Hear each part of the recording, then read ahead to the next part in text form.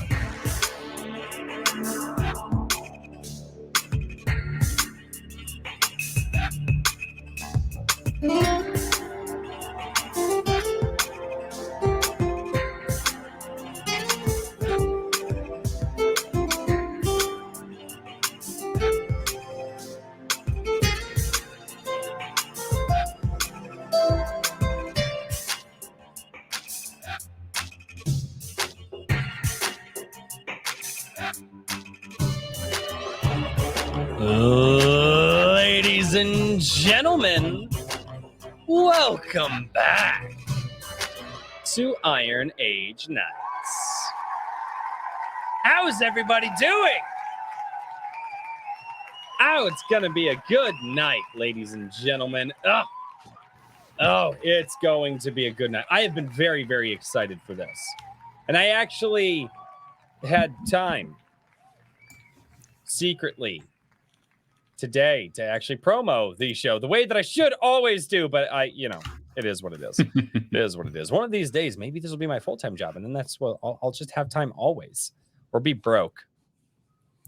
Probably that one. Ladies and gentlemen, welcome to Iron Age Nights number 33. Should say number 33. It's number 33.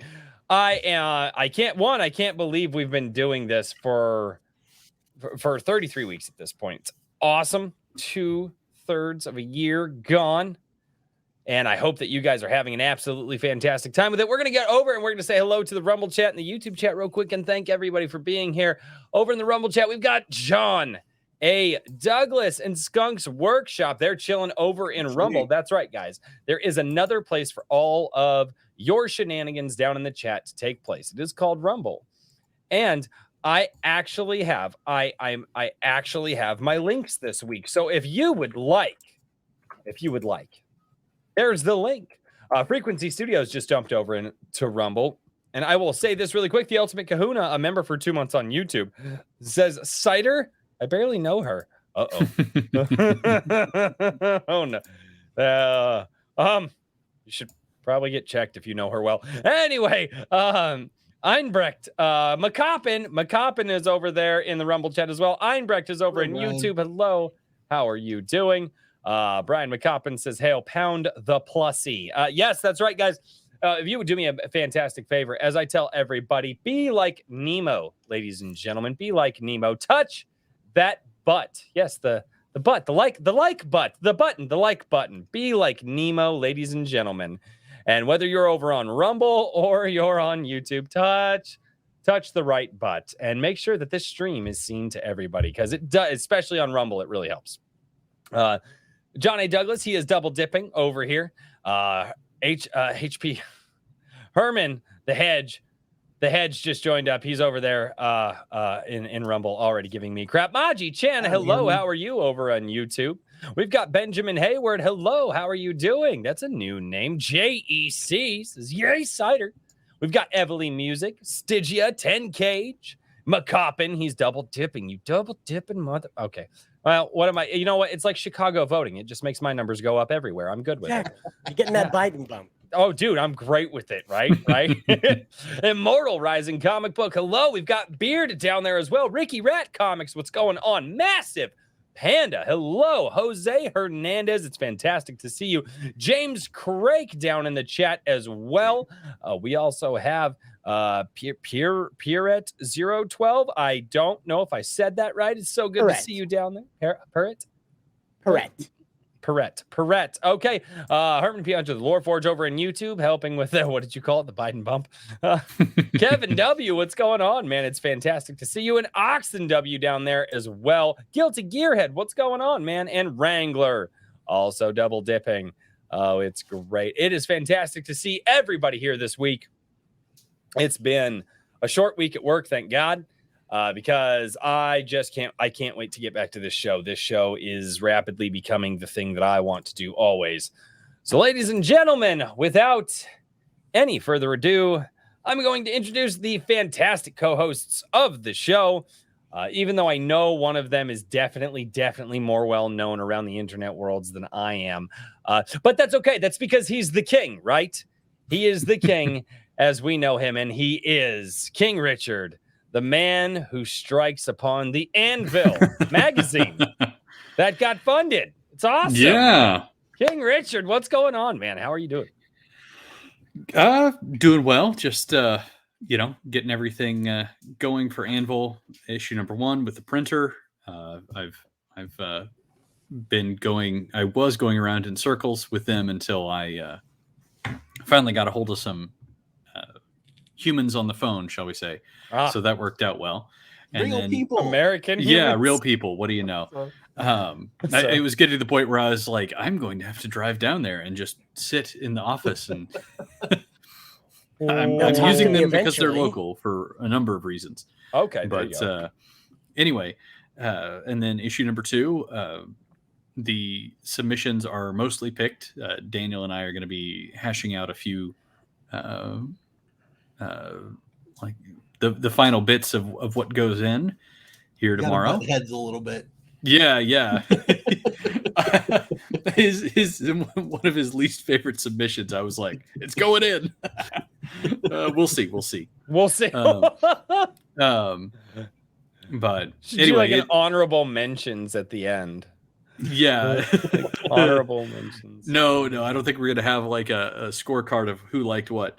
But maybe Daniel will want one in this case. But anyway, I digress. So aside from that, just, the usual, living life, having fun. Absolutely, man. No, good deal. Well, we got an early super chat from Anthony Rondinelli. What's going on, man? I haven't seen you in a hot minute. Left California and have made it safely to Milwaukee. Nice. Milwaukee, Wisconsin. Sir, you're getting close to my neck of the woods, actually. That's not a far drive. Congratulations for escaping. Yeah, that's only 4 hours from me. Now I'm going to start writing for the Iron Age. Hail! Please keep me in prayer for a new job. Love you all. Absolutely. Thank you. And thank you so much for the $20 super chat. Good sir. That does get an applause. That is I decided that the $20 super chat gets the 20-second long applause because I haven't cut it down yet and I'm not good at YouTube. And so, but Anthony, seriously, congratulations on the move, man. I'm telling you, it will change your life. Okay, getting away. I left lefty Colorado for, get away. And my life changed for the better, man. Dude, I hope man, just Godspeed, good sir, and keep it up. Keep your nose to the grindstone, and you will definitely have our prayers for sure. For sure. Ladies and gentlemen, the man has many names. He's the man who sits on the seat of power. He's been known as the Godfather. We've heard him called the Eyebrow. Ladies and gentlemen, it seems that his name is like a Rorschach test on a freaking piece of paper in front of you that none of us can properly pronounce. But I like to call him Mr. Daniel P. Riley of whimsyland.org. How are you doing, good sir? That was quite the intro. Thanks. I know. I came up with it on the fly. It was awesome. Yeah, I'm cool with being called the Rorschach test. I am doing well. Working on new projects, working on client projects, doing my thing. The GCI 2 book signing event still going on Fund My Comic. The Yeah, I didn't bring the link. My bad. That's fine. I'm getting it because yeah, I'm getting it. It's fine. Yep. And doing well, actually. 2 has sold more on Amazon in the first week than 1 and Legacy of Heroes did in their first week. So I'm pretty jazzed. That is awesome. Congratulations, dude. Thanks. That's always good to hear that people are selling more. And you saw I finally started actually like marketing the thing, but I did I've been working on I know. For a year now I've been working on a homeschool program called Teach Me. Dude, and, yes, I did see that. Yeah, me and a couple of other former educators kind of put our heads together. I wrote the thing. They gave me the ideas. It's pretty simple monthly modules and some basic rote learning stuff for any young person, up to about kindergarten. Is where we're starting. That's awesome, dude. Oh my God, yes. Guys, we have Iron Age educators now. Like, well, isn't that the purpose of the Iron Age? It's an all corners attack on woke culture, and we got to do something about education. I don't want it to stop. Everything. I want all of this. I want Iron Age multinational corporations. I want. Wait. Oh, hey. They're Iron Age, so they're not woke, and they believe. Come on. It's the philosophy. I thought you were gonna say Iron Age dog catchers, and I was like, yeah, I'm down for that. Yeah, Iron Age dog catchers, Iron Age fish tank cleaners. Absolutely.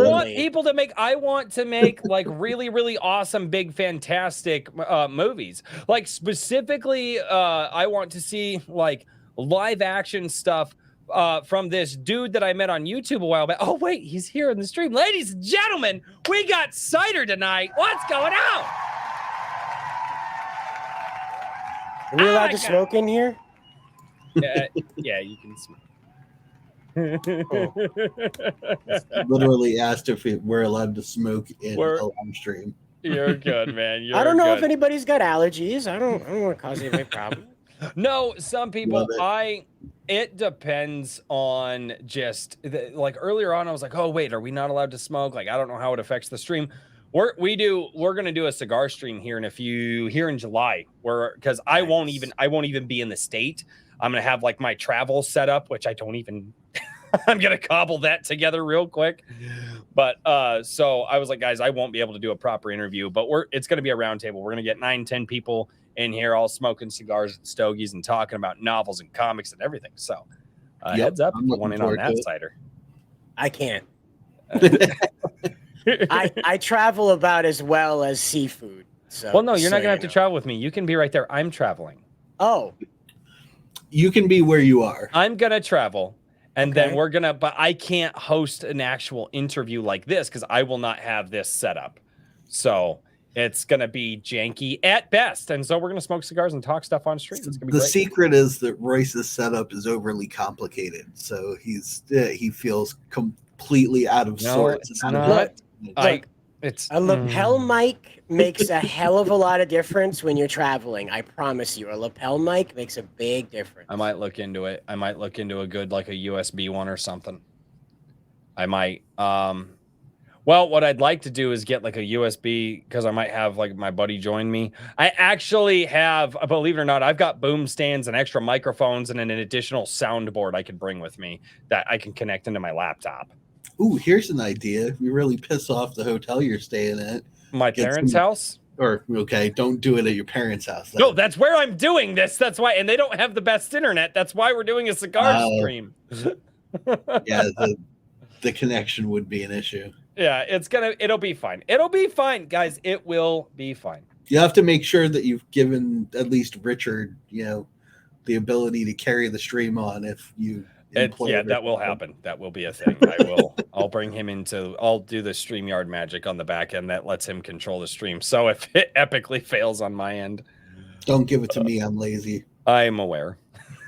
Cider, for those that don't know you in the chat, We've got some super chats coming in. Guys, I do see the super chats. I'm going to turn it over to our guest real quick.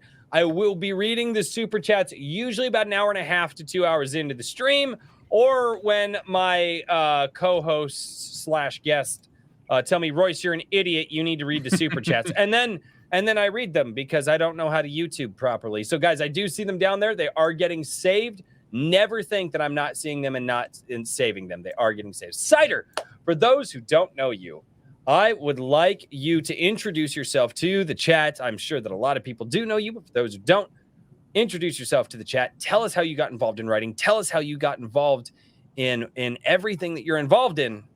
And let's get going, man. It's your show from here. In the beginning, there were dinosaurs, and they were named such because they were, in fact, terrible lizards. And millions of years later, I popped into existence. And somewhat around 29 years later, I bumped into Comicsgate. And on one fateful February evening, Ethan Van Sciver, the creator of Cyberfrog, looked dead into his webcam and said, "You too can make comics now. Nothing is standing in your way. That's what we're doing in Comicsgate." And at that point, I was at a pretty low point in my life, so I said, "Yeah, sure, why not? I'll give it a swing." and about yeah, right. About I love your 4 years cadence, later, dude. here I I'm am. sorry, dude. Your cadence is great. Well, I can make it into this big epic tale of survival. I've got that. I got a supervillain's backstory. So what led me to this point then? Here we are at the webcam and why I'm going to do it. Okay. What happened in 2017? We're talking about Comicsgate, not OnlyFans, right? Right. Okay. Correct. Okay. I'm not naked yet. That happens later. But, Okay. Oh crap! I'm sorry. I didn't mean to. This jump part ahead. has to do with butts, though. Oh, I so need a few drinks first.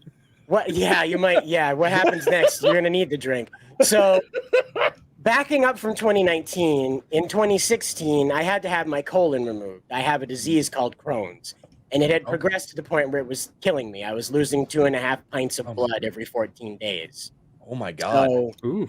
they had to get rid of that thing. And so, when you get gutted like a Christmas turkey, the human body doesn't tend to like that. Everything that's inside of you is kind of supposed to be there, except your wisdom teeth. I don't know what those are. But anyway, so they take that out, and of course, my body's not happy about that. I wake up around 2 a.m. in the morning in a recovery space that they put me in. It's a nice secluded room, nice and dark. And beside me is what I call the tree of life. And it's all of these bags full of nutrients and blood and machines that are pumping it into me. Another machine that's stimulating my lungs to continue pumping. Another one that's stimulating my heart to move. And yes, there's even a funny feeding tube rammed down this nostril right here. Mm-hmm.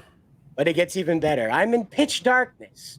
The only thing I can use to illuminate my body around me is this single oxygen monitor with a bright red light facing my finger. So it's not even something I can point like a flashlight. And with a little bit of courage, I point that down to my abdomen, and to my horror, there is a plastic see-through garden hose evacuating black ichor out of my torso into a duffel bag-sized collection biohazard bag, immediately into the incinerator biohazard bag. God. And so I'm alone. There is nobody. The nurses are like, "Oh, he's having a great dream right now. We gave him the best stuff." So I'm just here. And Not good enough. Well, I realized my life is over at that point. They lied to me. They told me I was going to have this surgery and I was going to be climbing mountains. I was going to be able to go back in the water again. Everything was going to be fine. The pain was going to go away. I knew that was not going to be the case when I saw that hose leaving my abdomen. Crap. And so I asked God to kill me. I prayed then and there. I said, "This over with. This is not going to get better. Strike me down, make that machine fall over and kill me. Rip it out of me if you have to." But what happened instead was a metaphorical hand reached out to me, and it took a hold of me, and it said, "You're not going to fall anymore, but you have to climb back out." And I didn't know it at the time, but that voice and that hand belonged to Star Supreme, the lead hero in my universe. And I would slowly come to know that character through meditation and, of course, these crazy drug-fueled dreams I had to go on and the 9 abdominal reconstructions that have happened since 2016. So yeah, I get opened up like the old Fords, the bonnet top that folds back once a year. They got to open me up and go in and tinker around, make sure everything's aligned right. And while that's going on, they give me crazy drugs, and that's when I talk to Star Supreme. But over the years, I met that character and really deciphered that she was the one who reached out and prevented me from letting go and giving up. And so in 2019, when I came across Ethan telling us anybody can make it, like I had never tried for DC. I had never applied. I had never sent like a, hey, I'd like to write Superman for you. I've been a lifelong Superman fan. I can explain why later. But I never applied. I always said I'm not qualified. I didn't go to college. My father died when I was 19, so that whole thing just collapsed in front of me. I take care of the family business. So I didn't go to college. I graduated with high honors, but what the hell is that? I'm just a high school student writing fan fiction for DC then. And so I never applied. But there was Ethan, and he's like, you're just a guy. And right now, I'm just a guy. I did so many years at DC, but I've been fired. So I'm just a guy like you, and we're making comics, so you can too. And that's all it took was I was like, that's how I'll survive. That's what I'll do is I'll create my way out of this hole. I will build rung by rung the ladder that will bring me back to my place in the sun. And that's what I'm doing so far, piece by piece. That is Wow. absolutely insane. Wow. That dude, the strength that it takes to crawl out of something like that, and two, to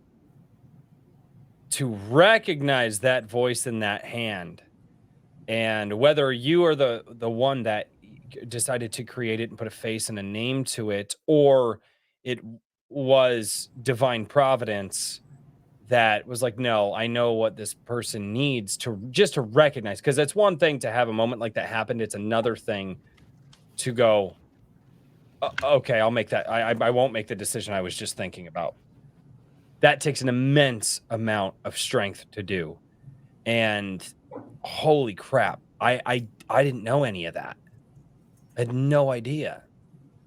I'm not like those SJWs that have to walk around with like the medals of honor badged on them. Like, oh, how many times did you commit suicide? Oh, there it is, right there. Here's all my suicide pins from Suicide Scouts. Yeah. And yeah, that's where you learn how to tie the different types of noose knots, But I think we just invented a really dark comic. So I'm if anybody okay out with it. there, Can we do it, yeah, please? sure, I'll why do not? it. It's like Boy Scouts and Girl Scouts for suicide methods. It's very dark. But, can't kill me. There we go. Take me to Can't Kill Me. But wait. And the plot is that the Boy Scouts accidentally get sent to this one, and Right. all of these kids are like, no, check it out. And the Yeah, Boy right. Scouts are like, oh my God. Right, but the Camp Cows like great form. Great form, great. And the Boy Man, Scouts are like, we've got to get since out we've of seen here. a kid do that, haven't we? Geez, he didn't even use a stool. It's a horribly dark comic, but Oh my God. I want to see it. I could see that becoming a horror movie immediately. Oh, it'd be great. Horror comedy, probably. but that's sorry, that's what my brain works. Like I'm always creating. Part of dealing with this mess is to just create all the time. I am sort of ashamed of this, but I'm not afraid of it. I'm disabled. The government took a look at my medical record when all this was finally done to me, and they were like, hey, pal, there's not a job in the United States that your ass can do. We don't have anybody at all that wants to hire your fucking ass, pal. You're out. And that's what they did. I got it on a TV, by the way. I had to go into like this office building, and then a big giant TV and a judge, like presumably somewhere in America. I don't know. Could have been Guam with a green screen. But she's like, we're getting all the information, and some disembodied voice is like hacking away, like tickety-tack, tickety-tack.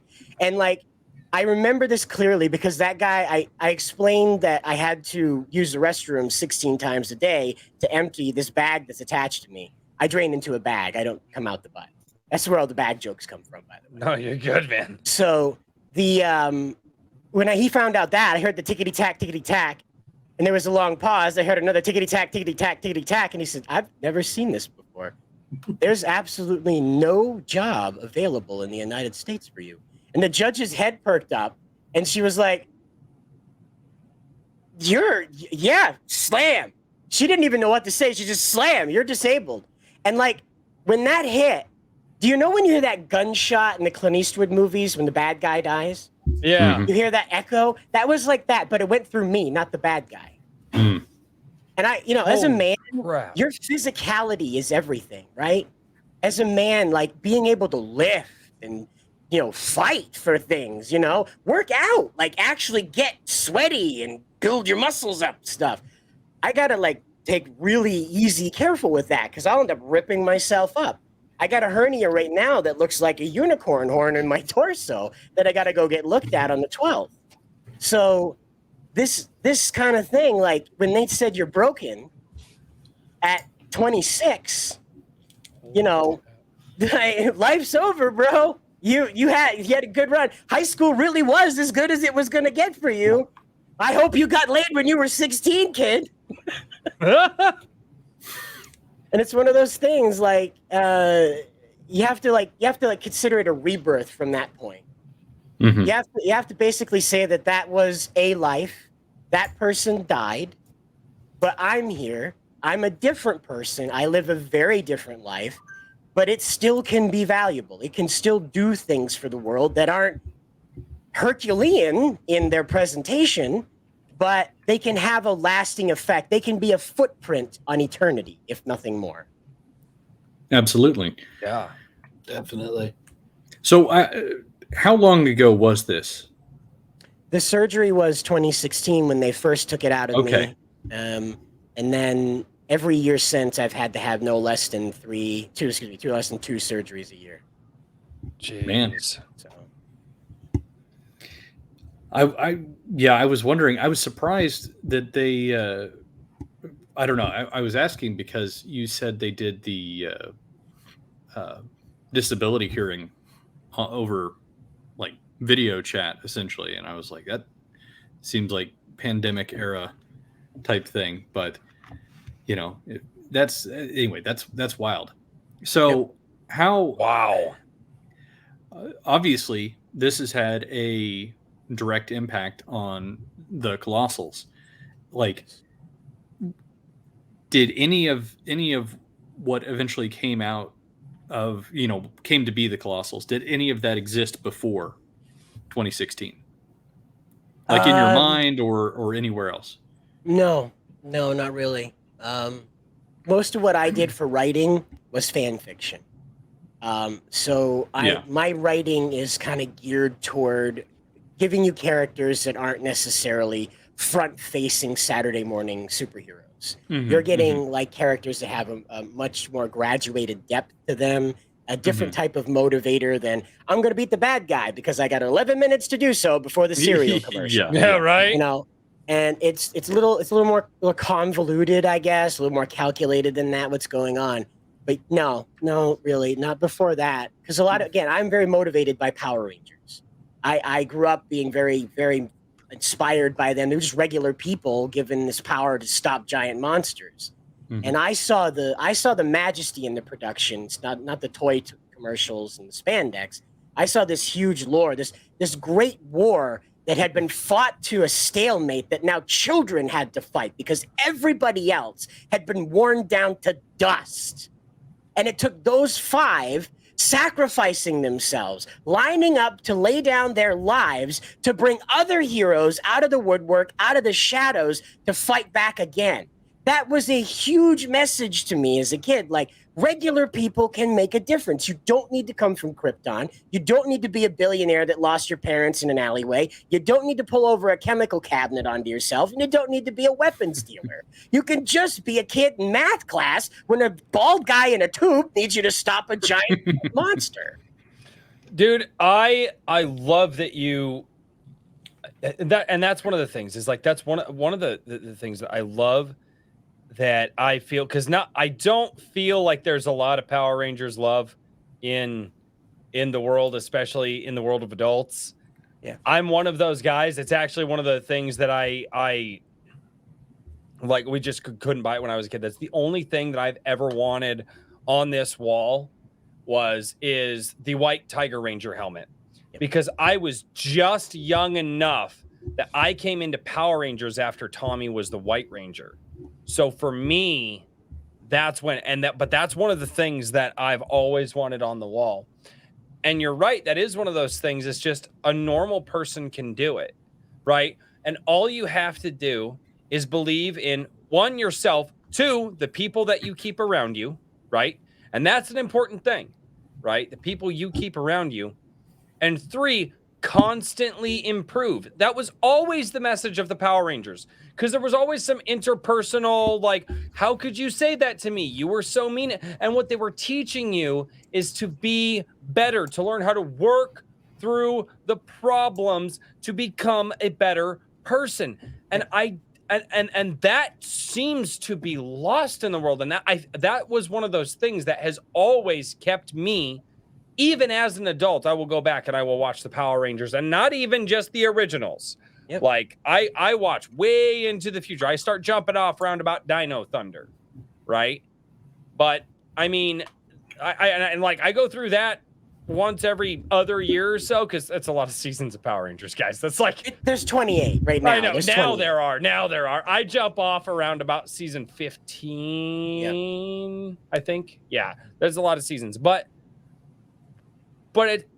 it's nice to hear somebody else who's like, man, I was inspired by these guys, and God rest his soul. But Jason David Frank, if you ever watched his My Mighty Morphin Life, and his John Delarose, you could be watching sports like every never mind, I'm not gonna make that joke. Nope, that was a hard joke. Never mind.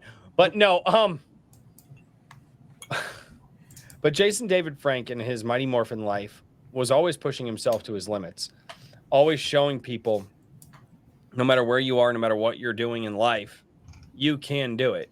You just have to believe in yourself, and the belief in yourself will carry you past your physical limits.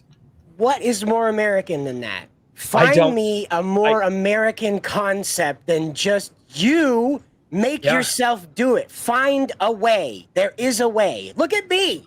I poop in a bag, and I made a comment. All right, dude. No, but that's the thing. You know, I was talking with the guys. Like one of the guys had mentioned in my Gilded.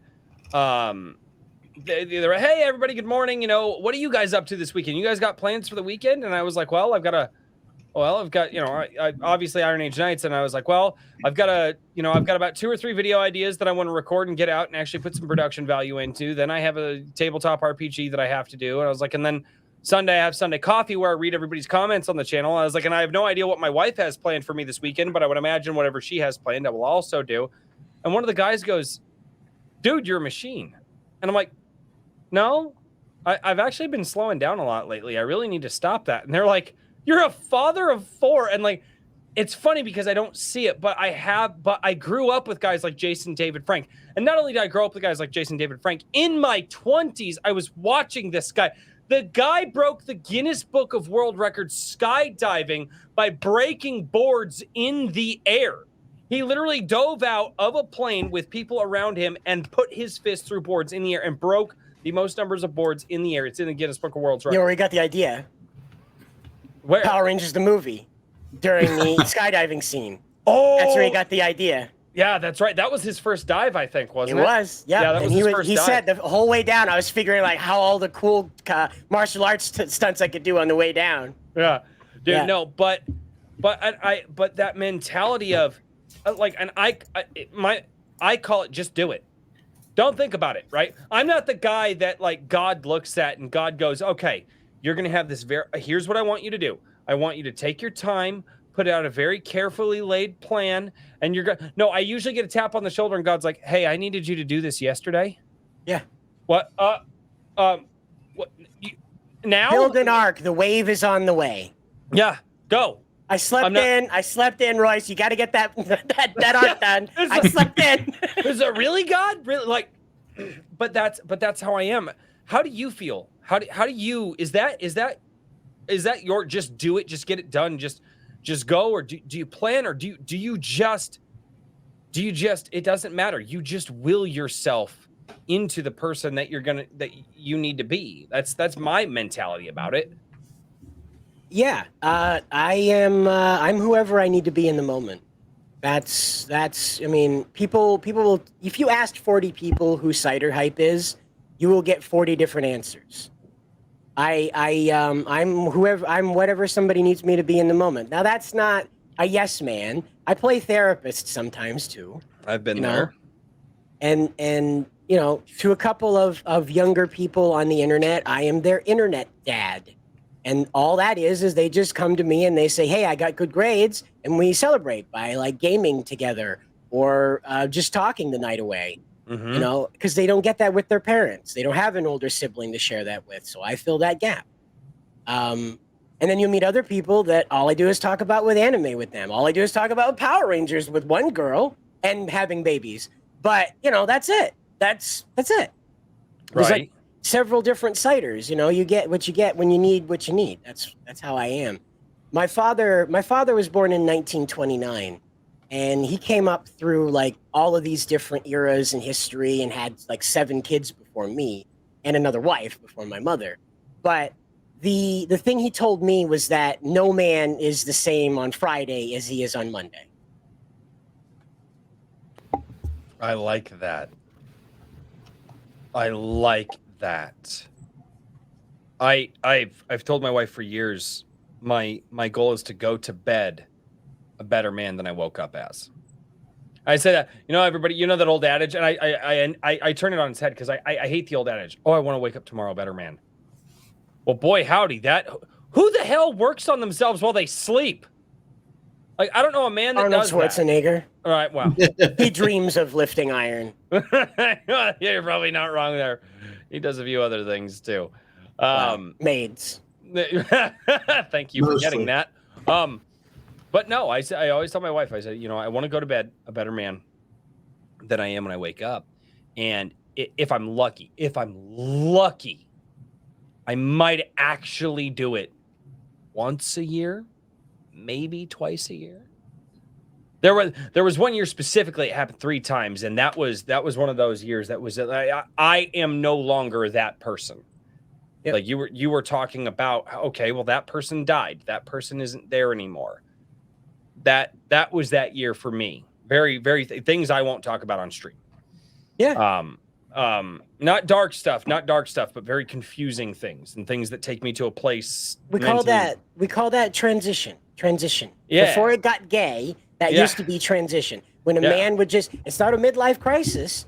You just go through transition. You become a different Royce from the other day. It doesn't have to be some big fight on top of a volcano. You don't have to throw Megatron off the highest spear on Cybertron. You can just wake up one day and be like, wow, some stuff doesn't make sense that made sense yesterday. I feel differently about the thing I thought okay about yesterday.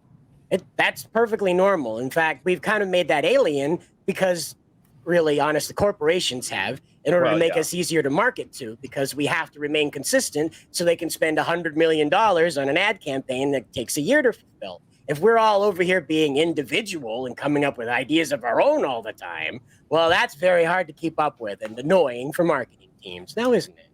Mm-hmm. That's why I don't wear branded clothing. I did want to point that out, by the way. What? You're talking about Tommy. You're wearing green. I'm wearing white. I just wanted to point that out. But that's pretty neat. So that actually, I didn't. Well, and I noticed the green in the background too. The green is because subscriber of mine, Kikomon, you guys probably know him over on the JDA stream. But Kikomon made this for me with Neutron Bore, and the shirt was green. And like, I have that jacket. That's my dad's jacket. They got my wife in on it. And so I actually went out and I bought a bunch of green shirts for the stream because I was like, well, hell, I kind of have to now. But yeah, dude, like I said, I was live on the air when I found out when JDA passed. And JDF. JDF. JDF, sorry. JDA is JDF. fine. He was in the chat earlier. He's probably watching sports Sorry, and getting JDF. laid. JDF, sorry. Yeah, you Yes. get the Freudian slip there, right? Yeah, right? Jason David Frank, ladies You and insult gentlemen. Power Rangers, you die. You hear that? Yeah. See, JDA, he's down there in spirit, as a spirit. It's fine. He's a ghost. Whatever. It's cool. But JDF, no, dude, I was live on stream when I found out, and that was a brutal moment. And so let's talk about this. We've been talking about one of our heroes as a kid. Where did that go? Where did the heroes go? Where did the people that you can look up to go? What happened? Why do we not have it anymore? And what are you trying to do with what you're doing to bring it back? Well, to begin with, to answer that first part, I wanna tell you a story in order to illustrate how this is playing out. Growing up, a lot of my friends were girls.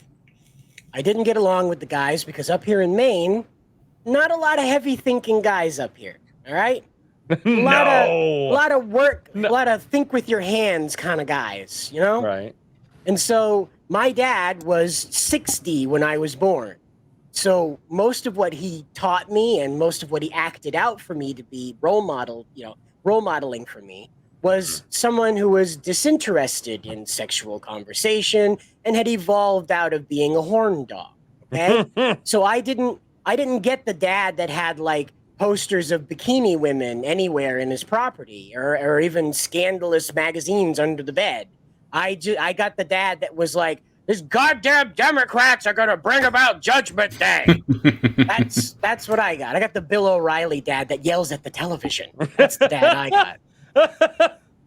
And so when I started getting into like teenhood and you start like being attracted to women, my father told me, he says, well, it's better to be a man among women than a man among men.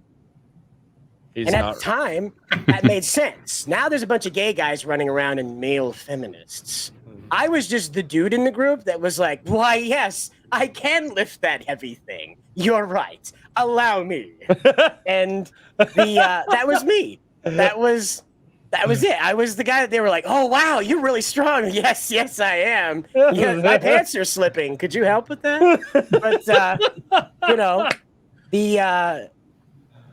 that's how I met my first fiance, is that I was just part of a group of girls, and I was the dude among the girls. And because I was just, communicating on a like one-to-one basis with them, not like I'm talking to you nicely until I get to see your boobs, and I'm never talking to you again.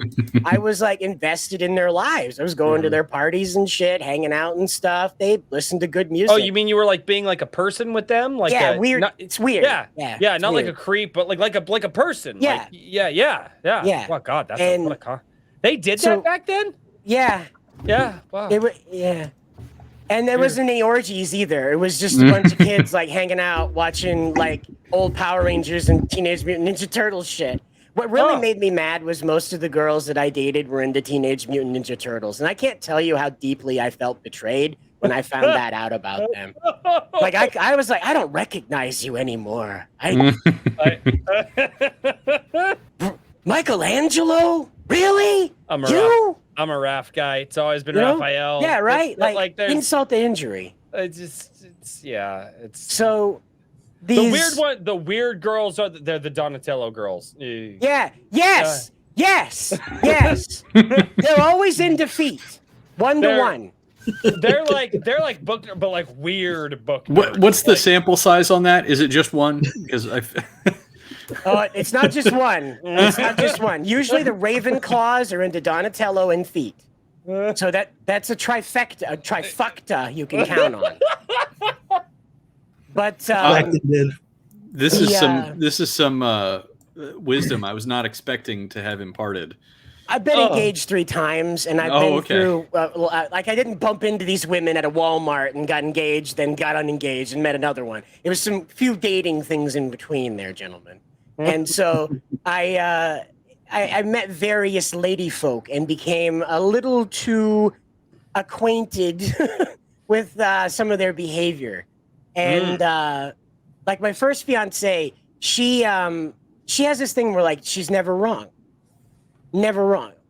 And that was one of the big things. Like I'm one of those guys that can like really explain his way out of a wet paper bag. You give me a minute, I can walk my way out of a wet paper bag. I can tell you the sky isn't blue, it's azure. And I can explain to you the shade difference and why you had it wrong all your life. Okay? But my first fiance, no. So like she would mispronounce things. No, directions wrong. No, I'm right. We're in the middle of nowhere asking for directions from a hobo in Walmart, but she's not wrong. She's not wrong. Oh my God. So how many times did you almost get stabbed? 3. The fact that that's a real answer. Well, I had to count because the third one I was drunk in Portland, Maine, and a stabbing in Portland, Maine is a little more tradition than crime. So I had to be like, yeah, that was a crime, yeah. So yeah, no, I was almost get stabbed, almost get mugged, almost get kidnapped. That was weird, but that like you remember the van load of Libyans in Philadelphia. Well, yeah, but Portland, Maine. It's one of the most dangerous places in America right now for human abductions. But you remember that Libyan van in Back to the Future when the Libyans were mad about their plutonium getting stuffed into a DeLorean's ass end? Yeah. So imagine that full of Mexicans, though. But and I was just like, it's a blank van, dear. They don't know where we need to be. I know where we need to be. Far away from that blank van full of gentlemen who don't speak our language. And so we went up the street before she found a nice bush to squat in. And that's when I knew I loved her. I was holding her wrists to make sure she didn't tumble backwards, ass first, into her own puddle of piss. Oh, my God. And I said, I'm going to marry you. And I didn't. Wow. Good God, sir. Yep. Wow. Okay. So we tangented there. I love it. I love it. So yeah. Well, and the guys know this. The guys know this. Cider, your job is to sell your books, right? That's not my job. That's your job. Your job is to sell the world that you're creating. My job is to sell you to the audience, right? Because I want people out there to know that there's people who, actually appreciate them as fans of their comics and actually care about having them purchase their books. And the best way that I can do that is for you to be able to share those stories and be that open. So going back, I didn't want to stop you on that at all. Yeah, the heroes. Yeah. I was arcing back there. Okay, no, you're good. Okay. Yeah. So she had a niece and nephew. And the niece and nephew were like 4, and nephew was 4, and niece was 2. And so the niece loved He-Man, and she would want me to sit on the couch with her and watch He-Man. Her little brother was terrified of it, petrified of He-Man, the old 70s He-Man. I have the power. It could have just been like super straight, like yeah. He just anytime Castle Grayskull came on the screen, he started screaming and would run out of the room. She was fine. She'd fall asleep watching Skeletor laughing. She just thought it was great. But he was afraid of bugs too. She would go out and find bugs that she thought were cute, and she would bring them over to show him, and he would run away from them because they were bugs. And so when I met my third fiance, her son was about 7 years old. So he was better at communicating. He was better at like explaining his thought processes. And what he felt about heroes was that he couldn't see himself being them. But it wasn't that Tony Stark was inaccessible to him because Tony Stark wasn't 8 years old. It wasn't that Superman wasn't inaccessible to him because he didn't have a single mother. What he was telling me was that the stories were over his head. He couldn't see himself being the hero because the heroes do all this stuff that he doesn't. They have drinking problems. Kamala, I wanted to call her Kamala Harris. Kamala Khan is like sacrificing herself to stop the man that cucked Peter Parker. Okay? Right. Way over the top of an 8-year-old's head. Just massive concepts that are front-facing, by the way. These aren't tucked into the background and subtext. Yeah. This is front-facing stuff, major plot points that you're trying to be like, hey, 8-year-old, get over here. Do you ever hear of the show Scandalous? Oh, Yeah, fuck. yeah. You ever hear that? Yeah, this is a comic book about that with Spidey Man in it. Yeah, I know the cover's blank and black, but don't worry, it's cool. That's what we're doing, and that's why. Like, I observed this. I had one of the girls I was dating. Her daughter's name was Sabrina, and she was into at the time was really popular, the Powerpuff Girls in Japan. That had aired many, many years ago in the early 2000s, but thanks to TikTok and Instagram, that stuff started like getting really big again, really coming back around again. So she was really into that because the Japanese version is less girl power and more coming of age, more of them discovering that they have autonomy over themselves and that they're different from each other, but not in the dramatic way. Like, I'm a lesbian, I'm a they, them, I'm part of the rainbow crew. More like I'm not just a Powerpuff Girl, I'm a person too. Right. And, it starts with Blossom noticing that she has a crush on a boy at school. Bubbles learns that she's interested in cooking. Buttercup likes to beat people up. So that part didn't really change, but it just kind of made her different. So she found a man, I promise you that. Yeah. There's in that some story, weird folk. Yeah, there's some weird folk out there. Yeah. So Thank you for getting that. I was engaged to one of them. Yeah. So the situation with Sabrina was that she didn't want a story that appealed to boys. Dragon Ball Z was like way too screamy, declarative. I'm making up words. Well, for girls, peel back the veneer of cool ass hair and fighting for what you believe in, and it's sweaty guys screaming at each other and then punching each other, and then they scream some more. It's not bad, but it appeals to dudes. It speaks to our internal struggle. It really does. You made that sound really gay right now, and I'm sorry. It's how it is. But a lot of what being a dude, a lot of what being like a really charged up, fighting for your life dude is about is screaming. Look at Bruce Lee. Yeah, he had all kinds of screams. He was like a soundboard of screams. Yeah, that's true. So, Sabrina wanted a story that was engaging and fun, had adventure and danger and maybe a little violence, not a lot, because again, women, they're not into fighting. And this is going to lead into my next point, but I just want to finish about Sabrina. What she didn't like about Supergirl, and again, this was the same problem. It was over her head. Supergirl was grappling at the time with her identity as Superman's cousin, and she was mad about that, so she became a Red Lantern. So you have Kara Zor-El being a Red Lantern. Yeah, that part. Okay. So you have Supergirl, like a teenage girl superhero, puking up blood, declaring her hatred for her father, for damning her to her cousin's shadow. And what little girl is interested in that? That's Helen Gone from sibling rivalry. That's like, I'm going to murder my male sibling because he exists. Yeah. And so we end up with this kind of juxtaposition between the two sexes that we're trying to talk to in comics. Because even though we're here as adults, we absorb the material, we have fond memories of it. These things are primarily supposed to be for children. Okay? I enjoy Power Rangers as an adult. Okay? I know what I'm talking about. But it's made for children. And so we need to embrace that and come back out of this. And again, I'll say it like most of these other people who talk about The Watchmen.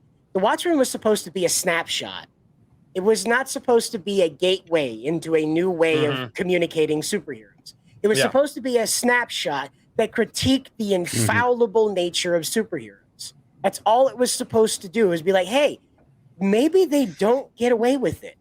Maybe saving the day isn't as simple as returning those 40 cakes that Lex Luthor stole and putting him in the pokey for the weekend. Maybe it's a little more complicated. And that's all Watchmen really entered into the lexicon. But because it did that, because it broke that untouchable nature of the altruistic hero, that became like a free-for-all then. I would disagree that it was Watchmen that did that. I think it was actually the Spider-Man. I'm not going to rattle off the comic, but it was Spider-Man when Gwen Stacy died. Yeah, well, When- there's another like- point where the hero failed. Yep. I mean, But that the was- Watchmen and there- really like popularized the concept. I okay, guess. yeah. You're That I made it won't I won't more- argue with you there. I'm Maybe not it made it more knowledgeable enough. formulaic. Maybe what I'm Maybe. saying. Yeah, But very it very really, dark. Very It did. Yeah. And then we had the Killing Joke, and the Killing Joke took everything beautiful about Batman and shattered it. And they decided that's what we're going to do. We're going to keep that broken Batman forever. Up until that point, Bruce could smile. He could laugh. There was old comics of Bruce laughing and having a great time. But after that point, he was a permanently mentally deranged man who was just broken as a child. And that was the excuse for him to never get help. We need him to be psychologically broken. I was raised on 60s Batman. My mother grew up with that, and that was her favorite Batman. So that was what was on TV at our house. So we had VHSs of it and stuff. And so I had Batman who parked the Batmobile out in front of the police department, didn't even lock the doors on the thing, by the way, went inside. By the and way, hung I out live in with an area Commissioner that I Gordon. don't have to lock the doors in my vehicles. Well, it's the same here, but I'm I talking don't think Gotham it would have City. mattered. Yeah. The Batmobile had open seats. Right, but what I'm pointing out is that like the era of Batman where like the greatest crimes were like cheating at a surfing competition, yeah. you know, and so that's the occasional bank robbery. That's the Batman I came up with. We had the Batman the Animated Series that for me turned that into like a detective noir Batman where I had like campy Saturday morning Batman for my first go. And then we had noir Batman, which was a nice change of flavor for me. But then we got evil, brutal, not detective Batman. We got Batman that solves crimes with his knuckles. And this happened when Nolan introduced the Batman that didn't do detective work. He just beat the answers out of the criminals. Yeah, and I grew up with the Justice League and Justice League Unlimited version of Batman, who was still a detective, still wildly smart, but definitely willing to push things to the limit. Definitely willing to push and push the boundaries of friendship and trust. And I don't know if I necessarily minded that specific was God, I always get his name fucked up. Tim Bruce. I always get his name. Bruce Tim. Anytime you have two first names, I'm going to get it wrong. There's something wrong about having two first names. I will always, but anyway. But the way that he wrote Batman was really good because you did get a Batman who was still the detective, who still cared for people, but having that darker side of him was willing to, for lack of a better term, butt up to your trust levels, right? You know, it was the animated movie I watched. I'm a movie and TV guy, and it was Doom. It was Justice League Doom. When he's like, okay, so you came up with when Superman confronts him and he goes, Bruce, you came up with all of these ways to take out the Justice League in case we went dark. What was you're so arrogant. You didn't even think of a plan for you. And he goes, yes, I did. He goes, really? What was it? He goes, it's called the Justice League. And you just like that Batman. I like that Batman because he's smart. He understands what's going on. And you're right. There for a while, the guy just kind of got to a point where, well, even in, like you say, you know, the Christopher Nolan, like Chris Nolan and stuff like that, like he just beats the crap out of people to get the answers. He doesn't. Yep. And the detective work isn't done by him; it's done by machines. If there's any detective work, really, it's mostly just like sonar and radar stuff. Yeah, like the most detective work that was done was when he found that fingerprint off of the bullet. Which, by the way, I don't know how you get a fingerprint on a bullet. Usually it would be on the casing that would look. Falafel grease, it's not inflammable, right? Once it cools, that's never lighting up again. They built the Colosseum in Italy with it. It's the more. Yeah.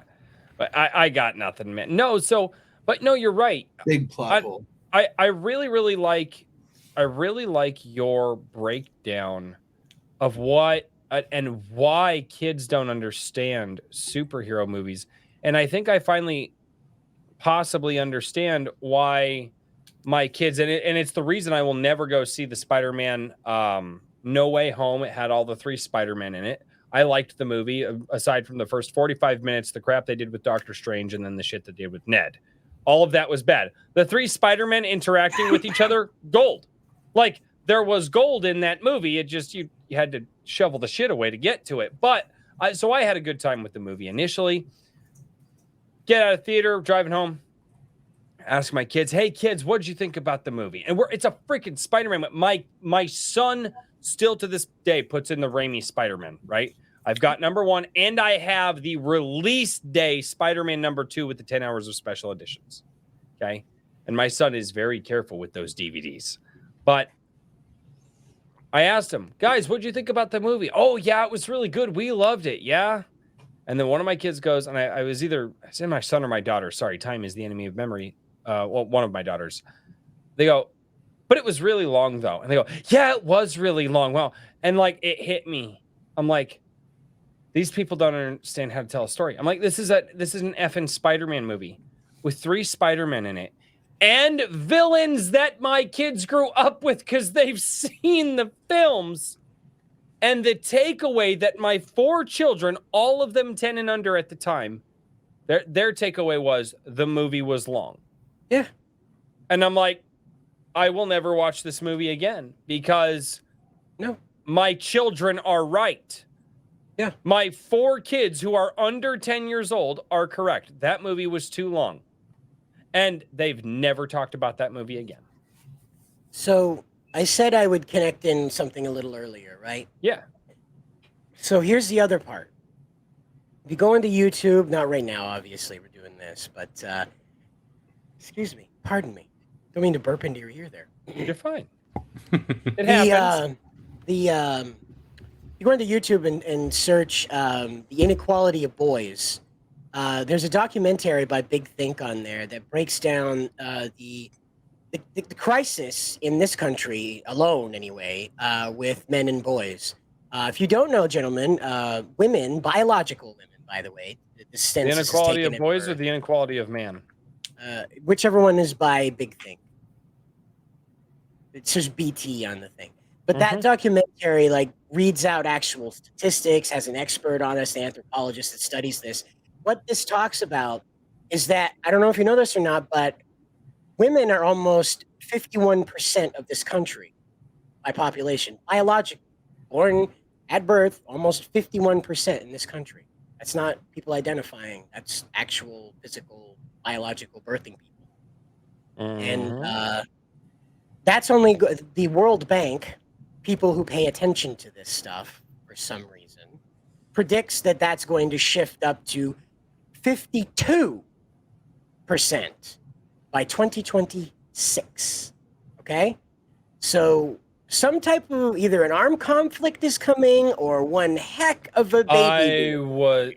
I know what you're talking about. I was just listening to it was either Computing Forever or Felix Rex. A lot of people might know him from back in the day as well. Dave Cullen and Felix Rex. I was listening to one of them, and it was talking about when the men get really, really when there are more men in society than there are women, or that men can't properly pair up with people and things like that, it causes an issue. They didn't really talk about the female side of it, though. So it'd be interesting to see that if women supersede to a certain degree in the population.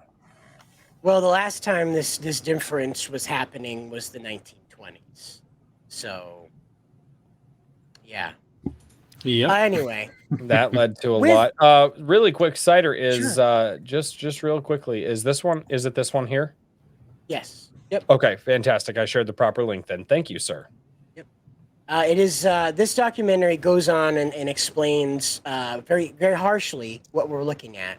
Right now, today, for every 100 bachelor's degrees given out at American universities, 74 go to women.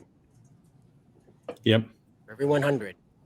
Only 19% of college inductees and applicants are men. That's it.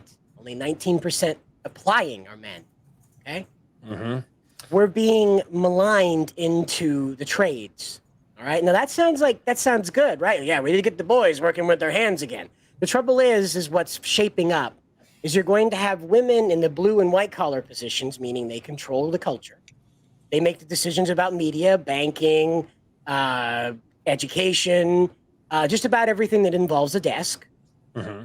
And the men will be a slave class that pays for all of that with hard labor and trades, because men are being forced out of colleges. Now, this kind of got started with the Duke lacrosse situation, where this woman started claimed a long time before that. But... Well, it got kind of accelerated because they started taking polls about these guys, and they came out with this statistic that women are 1 in 5 likely to be raped on campus. I remember this, and it was completely fabricated. Exactly. And all of I remember when this came out. This came out when I was in high school. Yes. And the girls I was in high school with at the time looked into it because they were like, oh my God, because they were girls that sadly had been through things like that. And even they were telling me, this is preposterous. These were 16-year-old girls in high school telling me, a guy that's like, it's ridiculous. And I was like, wow. And they, trust me, they were not conservative. They weren't from good homes. But even they were like, no, we've been through some bad shit. And the stuff they're talking about in this is ridiculous. So as this goes forward in the documentary, they explain that today, 1 in 4 children is born in a single mother household, a single parent household. And so this is another compounding effect. So what they explain is that without a role model, the boy doesn't have anywhere to go. He doesn't have any expectations of life. He doesn't have even an expectation of himself, with nothing to reflect against. Now, you don't need to be the biological to do that. You can be the stepfather that does that. There is to be a figure. So this statistic is talking about no figure present. So 1 in 4 kids in America today does not have a male figure in the home. That's what they're talking about here. And what's been revealed recently in these new studies about how the brain is forming in adolescence, girls around 6 or 7, their brains begin to develop the frontal cortex, which is where reasoning, logic, scheduling kind of start to form, actually where those belong. And so girls are advancing into a more structured way of viewing the world about a year ahead of boys biologically.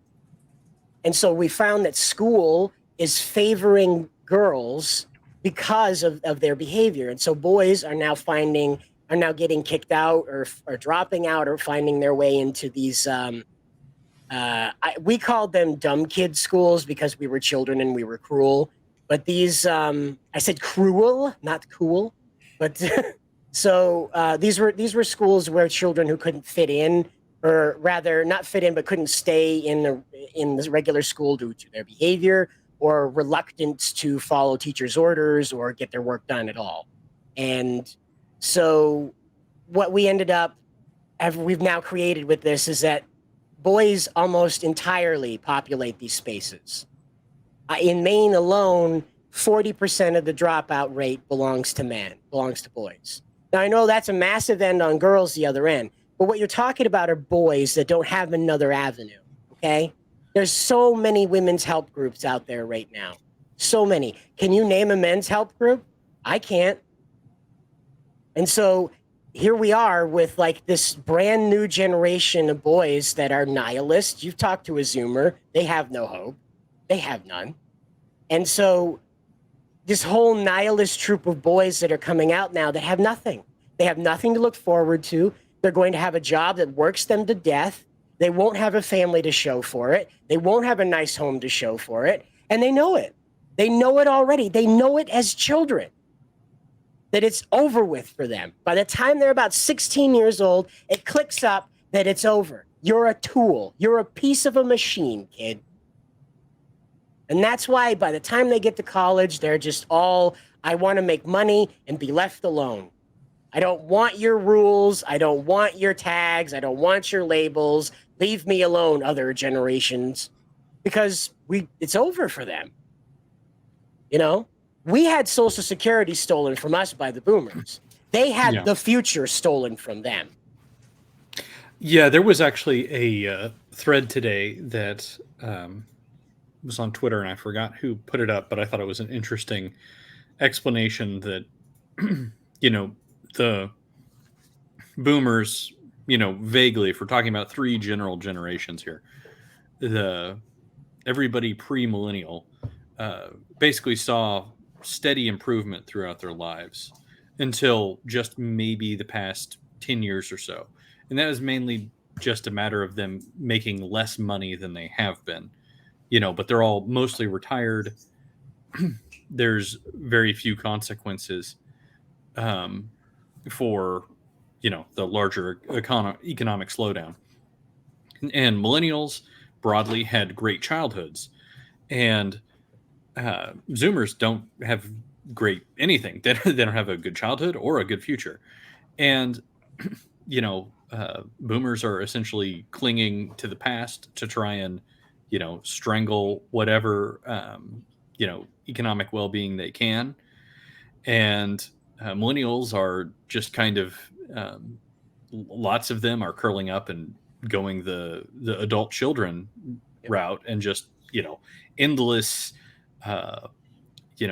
indulgence and member berries and just getting back into the nostalgia cocoon to try and get that security blanket because they don't want to, they just want to go back. You know what I mean? And, eventually, like, something's going to come along that will eventually appeal to Zoomers. You know what I mean? Or something's going to happen to them. And, it's a frightening time. There's people who, you look at over in China where you want to talk about demographic problems, like China has enormous problems. And I kind of wonder, I also don't think that there's actually nearly as many people in China as they say. I think they've been overstating their population by an enormous amount, but that's kind of a different problem. But I mean, there are all these issues that are coming up, and eventually, is there going to be a war to try and kind of cull some of these problematic populations? I don't know. Like what's going to happen? It's hard to say. It's a scary future. Well, I think it's important to have hope about these things from somewhere. And this is why I push the message out to people so much. Give me something I can put into the hands of my children. Mm-hmm. I have 4 of them. Yes, I have 3 girls, but I have a son as well. And I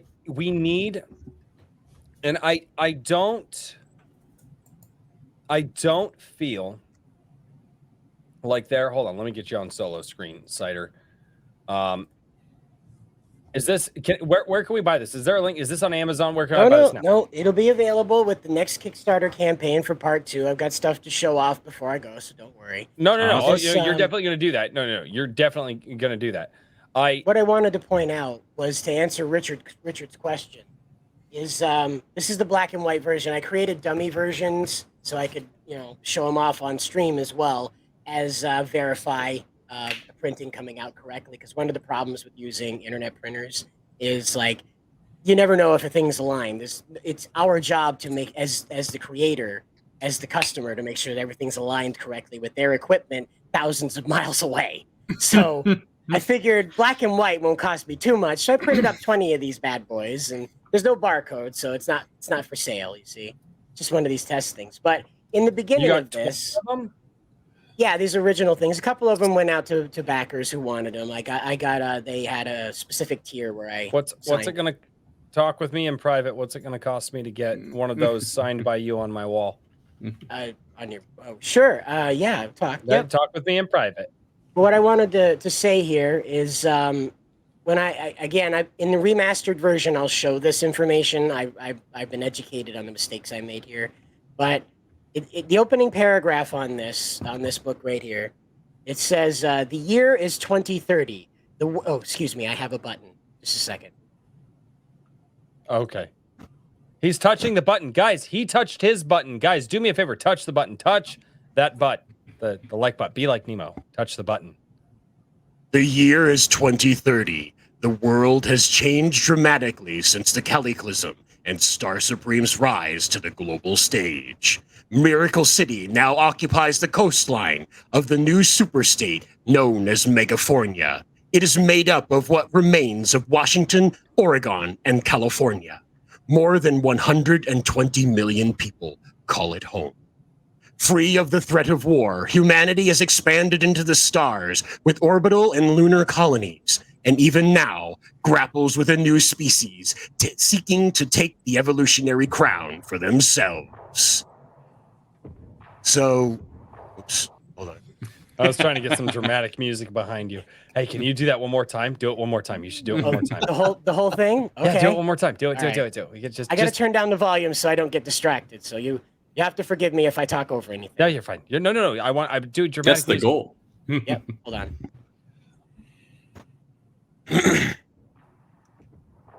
The year is 2030. The world has changed dramatically since the Cataclysm and Star Supreme's rise to the global stage. Miracle City now occupies the coastline of a new superstate known as Megafornia.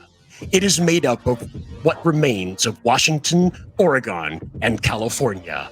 More than 120 million people call it home. Free of the threat of war, humanity has expanded into the stars with orbital and lunar colonies, and even now grapples with a new species seeking to take the evolutionary crown for themselves. Sorry, I had to. Thank you so much, Cider. Yeah. So the Cataclysm is a near-apocalyptic event that happens in 2020 in my book. What happens is that the San Andreas Fault acts as a striker pin against the Ring of Fire. The Ring of Fire, whatever. The mega plate between Hawaii and California and Japan and everybody down there. The Ring of Fire. And so what happens is it creates a tectonic fragmentation event in which whole tectonic plates flip over. Holy shit. So in this situation, the coastline from Route 5 on California, which goes from the Canadian border all the way down to Malibu, that just falls off the side of the continent into the ocean. Just crack, boom, it blah, blah, blah, blah, blah, underwater. And so there's a whole underwater city, sunken civilization situation with this, in that you can, as a tourist, go explore the ruins of Los Angeles, now 2 miles underwater, and that kind of thing. Like, so you have this sort of Atlantis of California and Washington and Oregon. But what happened in the inverse of that is Star Supreme arrived and took care of the tsunamis that were born out of that, so that most of the loss of life was simply contained to the immediate accident, the immediate natural disaster. However, this event caused the world to reconsider life itself. I know it sounds kind of hokey, but almost 80 million people died in this event. And it called upon almost all of the current world's resources to try and rebuild from. So intermingled with this, a secret message from the President of the United States at this time went out to Asia that said, here is the miracle land. Come here and you will be free. Free to worship, free to love, free to be. And so almost 100 million Chinese. And now if you know how many that is, how many there are, that's not a lot, okay? But 100 million of them descended upon naval ports around the coastlines of the eastern coastlines of China and sailed. They took over whole military naval things. They flew the white flag and they came across. This was just days after the Cataclysm happened. So you have this massive, what appears to be an invasionary force. So the U.S. military does their best to mobilize. Of course, the Californian naval institution is completely destroyed. All you've got is Pearl Harbor to respond to this. Here comes this massive Chinese fleet. But it's just refugees trying to outrun the CCP. That's all it is. And when those people make landfall, they immediately begin picking up debris, joining the effort to rescue people from the rubble. And so from there, the U.S. government kind of goes through this transformation to accept these new Asian citizens. Some of them are Chinese, some of them are Japanese, some of them are Korean. Basically, this massive shift in population happens to replace and replenish that. But it also transforms the entire agriculture and ecology of the West Coast. So Texas becomes this beautiful wine land. Like El Paso becomes like this great, like the new French country for wine, because the Rockies now have all this moisture so much closer, causing all this. So in my universe, everything is different because of this event. And so countries seeing these changes, the world itself go through these changes, America allowing this mass immigration thing to happen, this huge de-armament thing happens. The world agrees they will no longer have offensive militaries, they will have defensive militaries. So a great de-armament happens, a great demilitarization happens. The United States takes their offensive military off duty and retrains them for what's known as the Rescue Corps. And from here, the first Power Rangers in this setting are born. The Rescue Soldiers Vehicle Team 5. And they are... What's that? Lightspeed Rescue. Exactly. Yep, it's born out of that. Lightspeed Rescue. I know. Right. Okay. Yeah. Rescue Soldiers Vehicle Team 5. And so these guys are inspired by Star Supreme, and they go out and they do this work.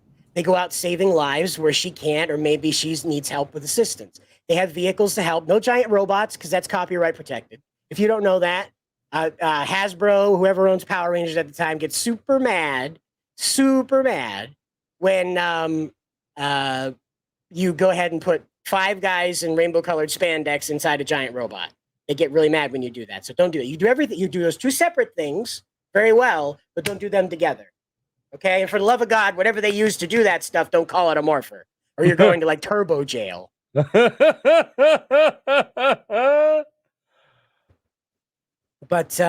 I'm sold. You haven't even got your toe wet. This is a problem. You haven't got your toe wet. Well, that's you, sir. It's been your show for the last hour. And I had to set all this up. I had to show you how dark and awful and terrible the world is, so I can deliver you light. Okay. Well, I was gonna say that's a you problem, but now I feel like this is a me problem, and I'm okay with that. See? So I have. Do you mind or? No. So I just want to make sure. I'm not ordering you. I just don't. I asked if I could smoke. Can I share a picture? I don't know. House rules. As long as it's not feet, for the love of God, just not feet. No, you'll notice everybody's feet are cut off here. Thank God. God. But if you're a movie aficionado, you'll recognize some of the posing here. The colossals are arranged like the Magnificent Seven starring Chris Pratt.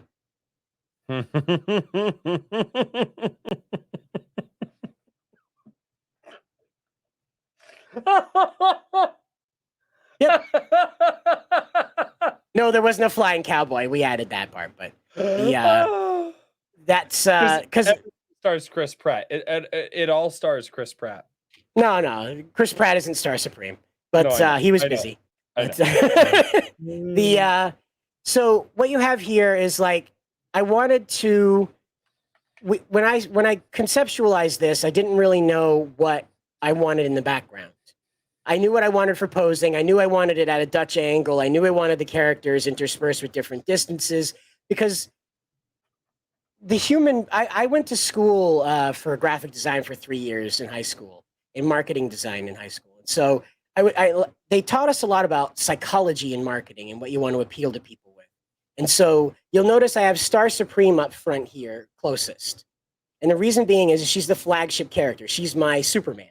So like Superman would go around and introduce new superheroes to the DC universe. This is Star Supreme's job in this beginning era, is she appears with these heroes and they get introduced into her kind of sphere of influence from that point. Now you'll see immediately to her left, proceeding from right to left to right, right to left. You have the character with the hood on. That's her adopted daughter. That is Eliza Valentine. You can see the coloration symbolism there. Correct. Yep. And so Eliza, I have I won't show it. It's okay.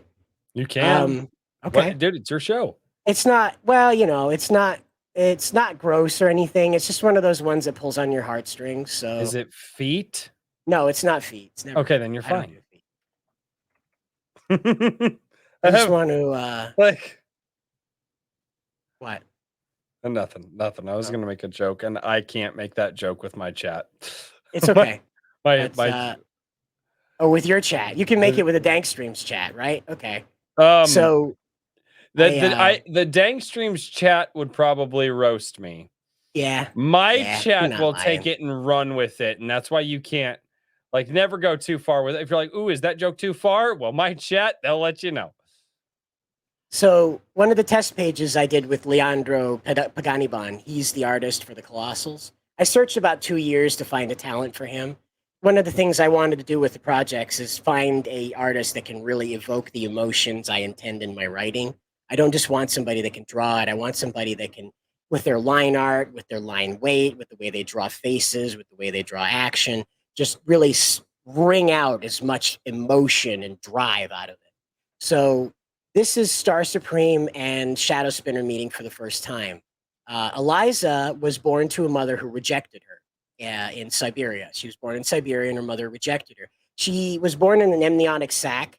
And when she emerged from that, she had what would be appropriate sized spider legs jutting out of her back, functional spider legs. And so her mother, in horror, gave her up to her grandfather, who himself was red-skinned with devil horns and envisioned himself as the devil. And so he used Eliza to dispose of his torture victims. She spent the first 7 years of her life eating human flesh, left over from people who were barely alive. Eliza has the ability to eat magic. So her grandfather fed her mostly magical creatures. Be vampires, werewolves, fairies, witches, anything with dark magic in it. And so Star Supreme, upon joining with an international coalition to find him after he took away one of the dignitaries from a UN meeting, melts the side of a mountain using her Nova vision. And as the light from the sun hits Eliza for the first time, she sees Star Supreme right here, with like the lightning still rising up out of her eyes. Because for Star Supreme, it's charged protons. She has a charged particle cannon in each eye, basically. It's not Superman's heat vision. It's charged particles. And for those who want to know what a charged particle cannon is, there is one in New Mexico or Arizona. Where's that one? You know what I'm talking about, Cider? It's in Arizona. Yeah, it's in Arizona, and they basically they fire it up very seldomly because, dear God. Ironically enough, they fired it up in 2016, and I'm pretty sure that's why we're in the timeline that we're in. One of the reasons, anyway. Yeah. So you see that the lightning and the static electricity still rising up out of Star Supreme's eyes from the melting. So you know that she's the one who melted the side of the mountain. And you'll note down here in the corner, in blood, Eliza is drawing a heart. And so this is my early time. I didn't letter the Colossals comic. This is me just trying to make the story work with everything. So Eliza explains. Oh, where did I go? I can't answer that. So Eliza explains her birth mother rejected her, and she remembers there was a lot of yelling one day. And I'm losing here. Sorry. She says, I remember there was yelling one day. The whole ceiling melted away. And there was a blinding light. So you see Star Supreme there. You see the shadow of her. You know, she's got the devil by the throat, ready to punch him. My true mother. The one who would love me forever. And then we go over here to the final panel here, and it's Star Supreme's telling her, you're safe now. I'll never let you go. And the narration continues from Shadow Spinner, and she says, she took me away from my prison and gave me a name. She gave me her family and her home. And Eliza says to her, wearing Star Supreme's t-shirt, she says, see, Mommy, I can save the day now, too. And Star Supreme replies with, but Eliza Valentine, you saved my day every day. The last line is, because of her, I will never wonder if I am loved.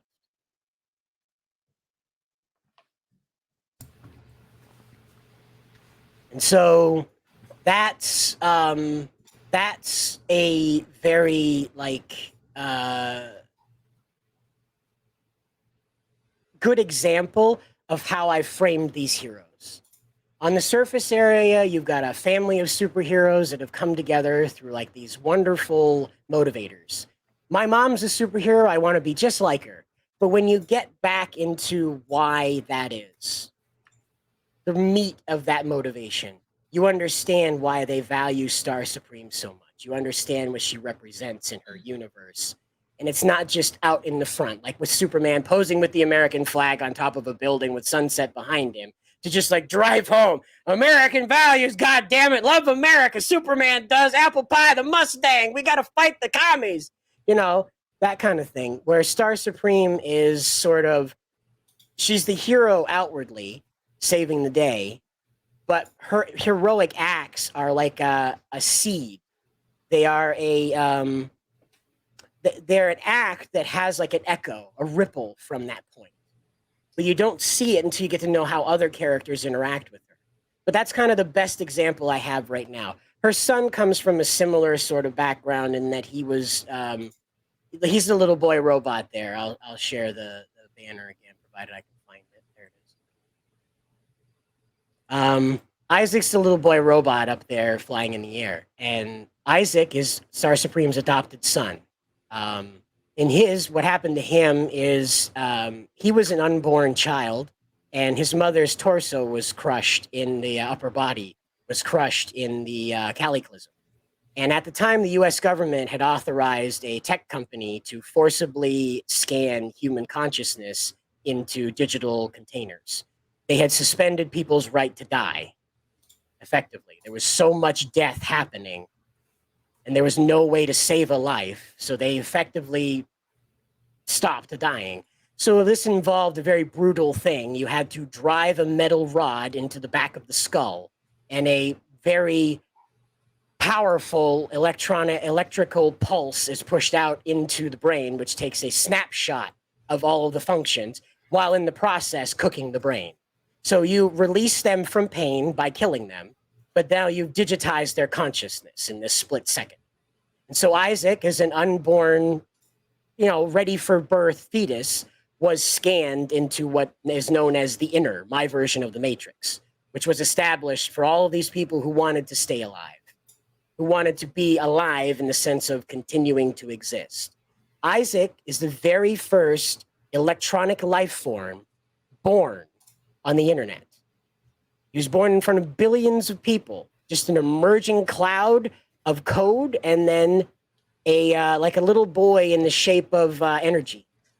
But a terrorist group decided to use that little boy to get close to Star Supreme and load him up with you'll notice Isaac has a receptor on the top of his head there. Looks like a little coif on top, little thing on top of his head. That is a neutron beam. Star Supreme is powered by protons. So he was designed to kill her. And because of his gentle heart, it overpowered the programming. He didn't want to kill Star Supreme. It overpowered the programming that they had forced upon him, this terrorist group. And so he fought back, and that fight attracted Star Supreme's attention. And she caught him just before he lost power. And he begged her not to let him go because he'd never fallen asleep in his life before. At 7 years old, he was laying in her arms, running out of power. The batteries in the suit were giving out. He was about to go to sleep, and he was terrified. And he said, please don't let me go. Don't let me go to sleep alone. I don't know what'll happen. And from that point on, every night then, Star Supreme sits with him faithfully until he falls asleep. And I'm trying to resurrect something. You're getting the feeling of what I'm trying to resurrect? Yep. The importance of the mother. Now, I pointed out earlier that 1 in 4 kids in America are already being born into a single mother household. So I'm taking what they know already, and I'm showing them a mom that's doing what their mom does to the best of her ability. I'm just slapping a cape on the lady that takes care of them. That's what I'm doing. And so in the process of that, I'm illustrating how this mother behaves, how she weighs and balances her morality, and how she treats her children and values them even above her job as a superhero. Now, I sent you Star Supreme's saying, and it is, save everyone you can, not one less. Excuse me, not one more, not one less. Now, what that means is go out there, save everybody's life, but go home to your family at night. You have to survive. Going out there and getting exhausted and dying from exhaustion is not going to help. Diving into a cave that's submerged to save somebody's life and both of you dying doesn't help anything at all. So that's what that's supposed to say, is that saying, save everyone you can. Not one more, not one less. And that, again, I give her that because she's a feminine hero. She's allowed to make that plea for life. Because I learned this while I was flat on my back in the hospital, not watching commercials. I hate live television, so I didn't have that on. I was just watching YouTube videos and reading like anthropology articles and things like that, just trying to understand my own head.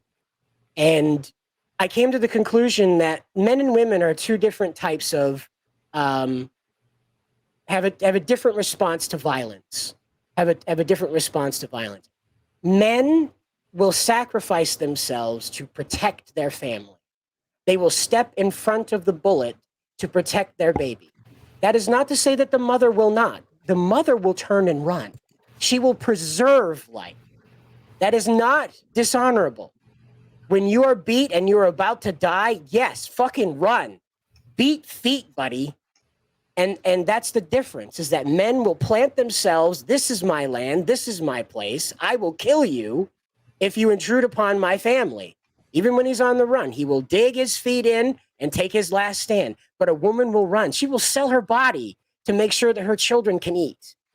The preservation of life is what their thing is. And so that's what Star Supreme appeals to with that motto, is go home to your family. Go out there, conquer the world. Save all the children, save all the disabled people, all the POCs, whatever your fancy is, but go home to your children. Be a hero to them and come home. Survive it. So this is a very difficult thing to write because Star Supreme is meant to also appeal to boys. So she also has to have a competitive side to her that doesn't invalidate her femininity. So I ended up trying to marry Sailor Moon and Goku together into like one character. So you had like a high-spirited female who from time to time would feel like she'd have to prove herself, not to just her family, but to herself. And so, because that's what Goku's motivator is. He's not trying to prove himself to Gohan. He's trying to prove himself to himself. Am I stronger? He's not interested in proving that to his enemy.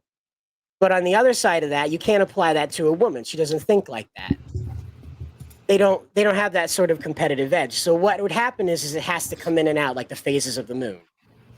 It has to be something that's scattered out. It's something that's gentle. So Star Supreme's negative side is that you can challenge her to a fight. If you do the buck, buck, buck chicken thing to her the way that worked on Marty McFly, it'll work on her. She responds to a challenge. She has a competitive edge. That's a way to get under her skin, is to taunt her into a fight, to challenge her strength. And, you know, I believe that heroes should have something that draws them back. Not just their weaknesses that'll get them killed, not just their drinking habits that'll get them killed, you know.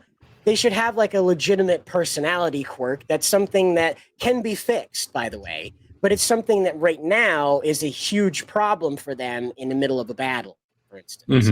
So it adds another layer to the conflict. Not only do you have a bad guy that wants to hurt everybody, but he's now got Star Supreme wrapped around his finger, taunting her, challenging her, and she's not getting anywhere. So the frustration level's going up. She's not focusing on like the actual battlefield. She's just focusing on winning. And, you know, again, it becomes a bit different shade of Superman. Because she's a Superman analog. You're familiar with those. There's like 14 of them. Yeah. And so she's a Superman analog. Yeah, it's true. She's a Superman analog. But what I didn't want to do was put boobs on Superman. So I wanted to change Star Supreme just enough that she has the ability to communicate to a different generation. Because right now, Superman can't talk to the Zoomers. His entire worldview and experience is like 40 years outdated. It's that sour milk that's turned gray. It's so old. So the with Star Supreme, I wanted to make sure that she had like an anime-esque sort of Achilles heel, because you see that with like All Might, you see that with Kenshin, you see that with Ash, the Pokemon trainer. They can't be challenged, that kind of thing. So, and that I found that to be like one of the defining differences between her and Superman, because it's really important. You can create a clone of Superman, that's fine.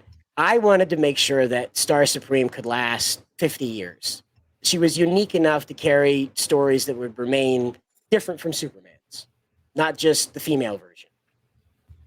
So, anyway, so the guy in the middle here, this is Hypercussion. He's the speedster of the group. This is Star Supreme's cousin.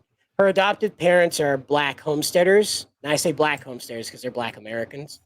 But they live up in Eastport, Maine. I don't live in Eastport, but it's a very remote part of Maine. And so they live on a fireworks manufacturing facility. That's where their family money comes from. And they homestead there. And so JP, his name is John Paul Lindy, this fella in red and blue.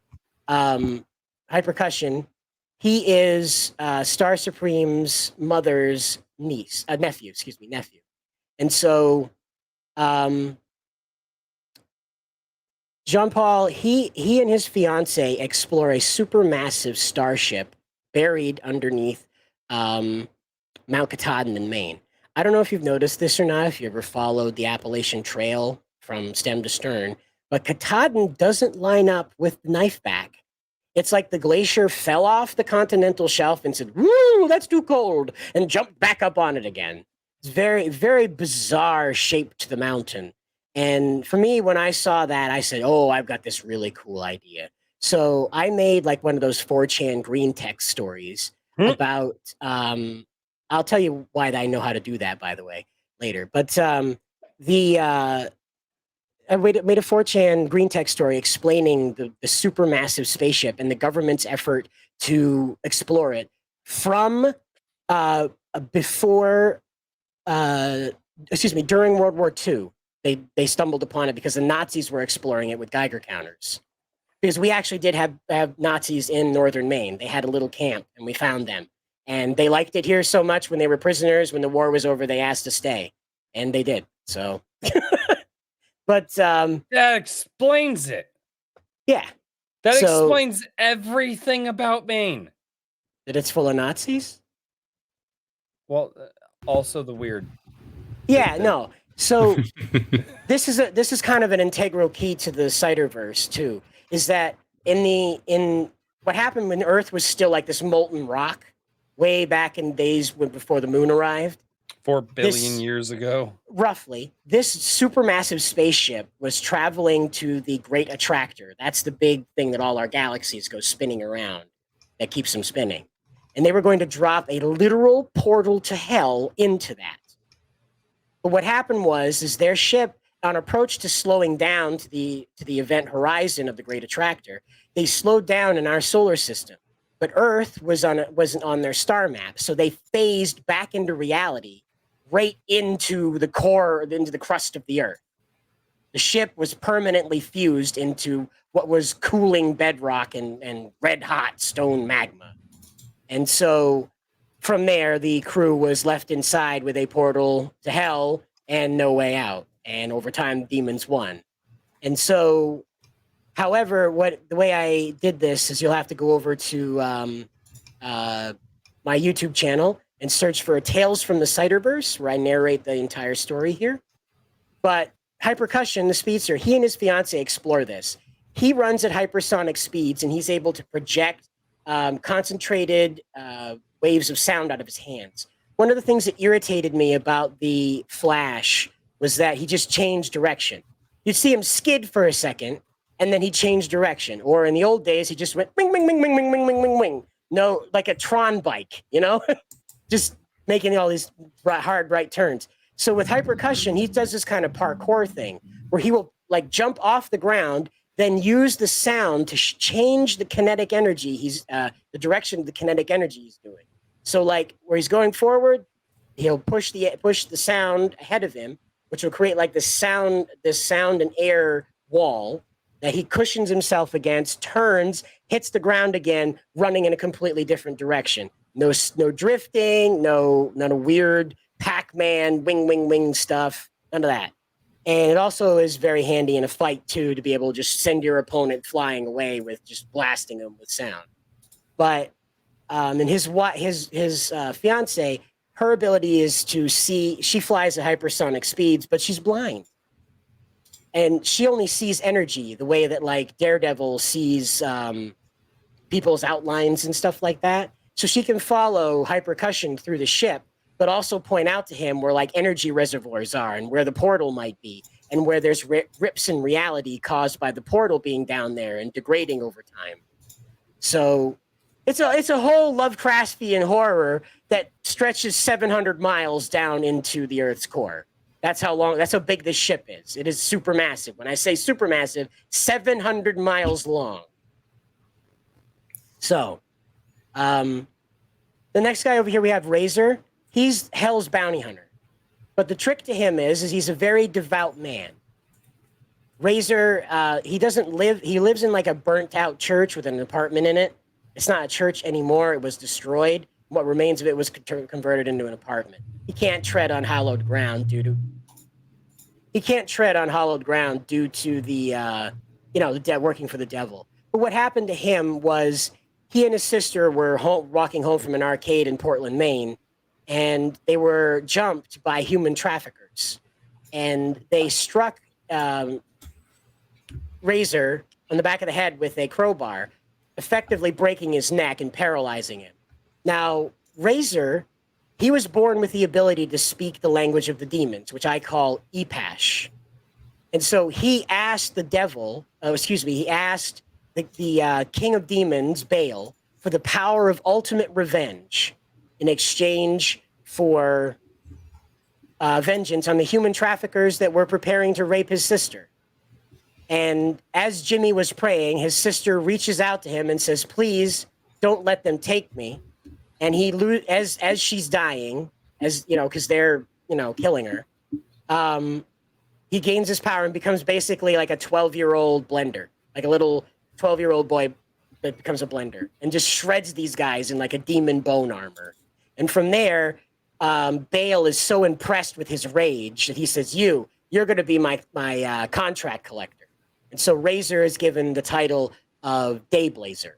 And his job is to go around cashing in on these souls that were sold to Baal whenever Baal wants them cashed. Now, these are the most horrible people, by the way. This isn't like some guy sold his soul to win the lottery to pay for his daughter's cancer. I'm not doing that to you. You're not going to get that like, oh, the bad guys are good guys secretly thing. No. Razor goes after like pedophiles. He goes after vampire drug lords. He goes after like horrible rapist monster men, just evil scientists that sold their soul for ultimate knowledge to experiment on humans and create monsters. Razor is a cleansing fire. And all that's wrapped in a very pious man that recites some Bible verses now and then, but mainly retains the line, "Mine is the face of death to the deathless." Okay, that sounded cooler in my brain, but I don't know. That sounded badass.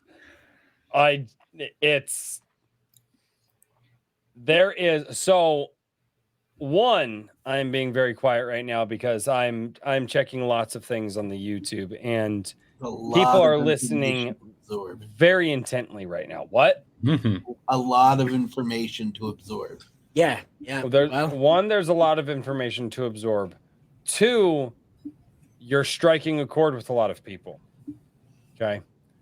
And that's why I'm not interrupting. That's why I'm not deviating you at all, is because you're covering the bases that I needed you to cover without having to ask a question, which is really nice. There are people, Cider, and the people can all point out a stream or two here or there. And I think that Daniel and Richard and I have talked about a stream or two here or there where, boy, it was a struggle to get somebody to talk about their works that they're so passionate about for an hour and a half. They make you do about an hour, and some people just it's like, well, no, I said I had my pitch and I'm done. And it's like, well, what are we going to talk about for the next 2 hours? This is a 3-hour show. I haven't had to do that with you. I like that I haven't had to do that with you.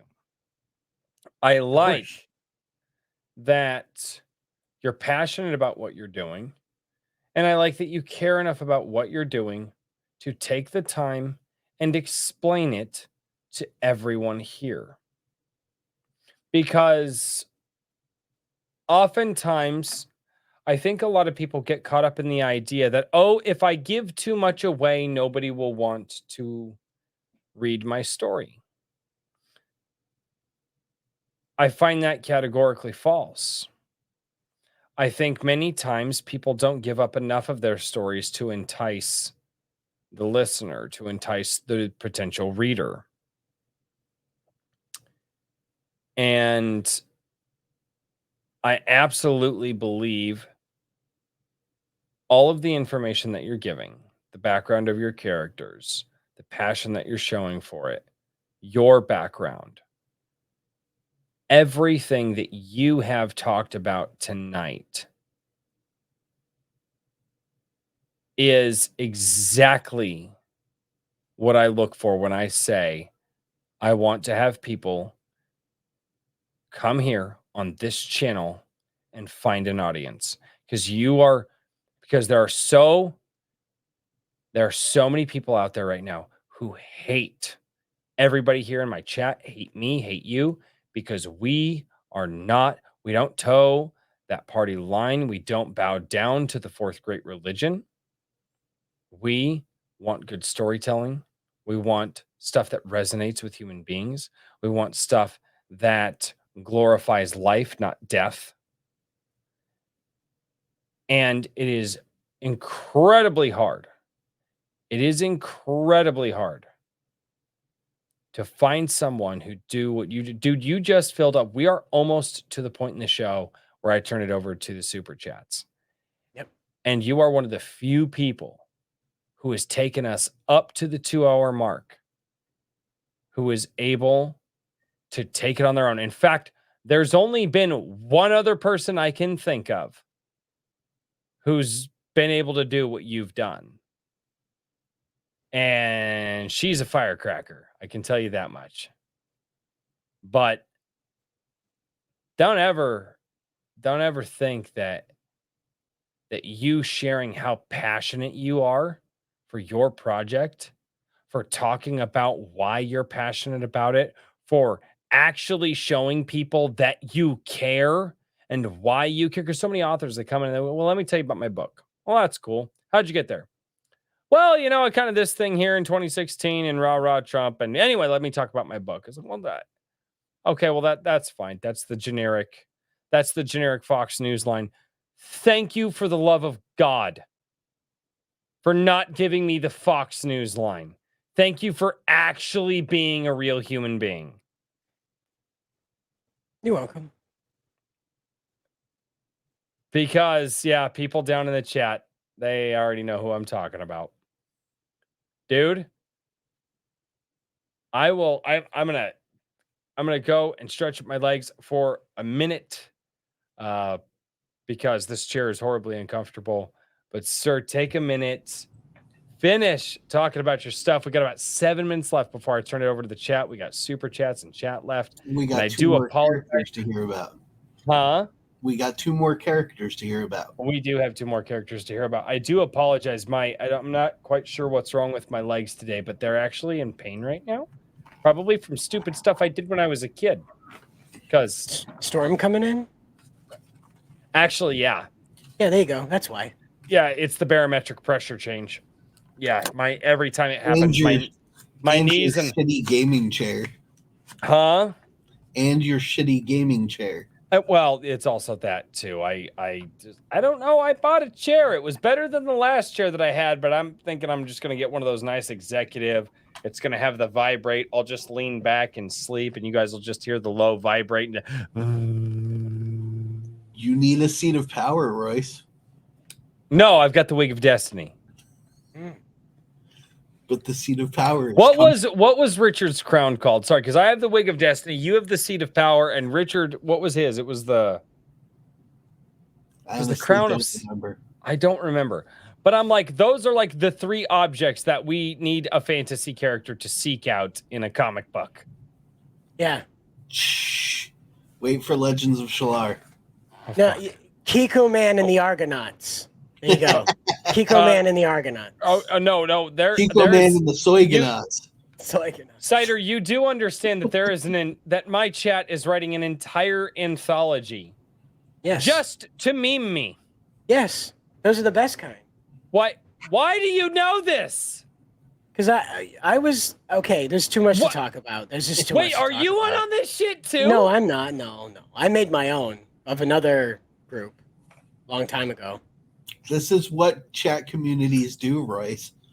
I actually turned it into a radio play where I was a detective. I'll show you the video. Okay. After a while. Here. I will be right back. I'm gonna go stretch my legs. I don't know how deep your conspiracies go, sir. You've got superheroes to talk about. I will be right back.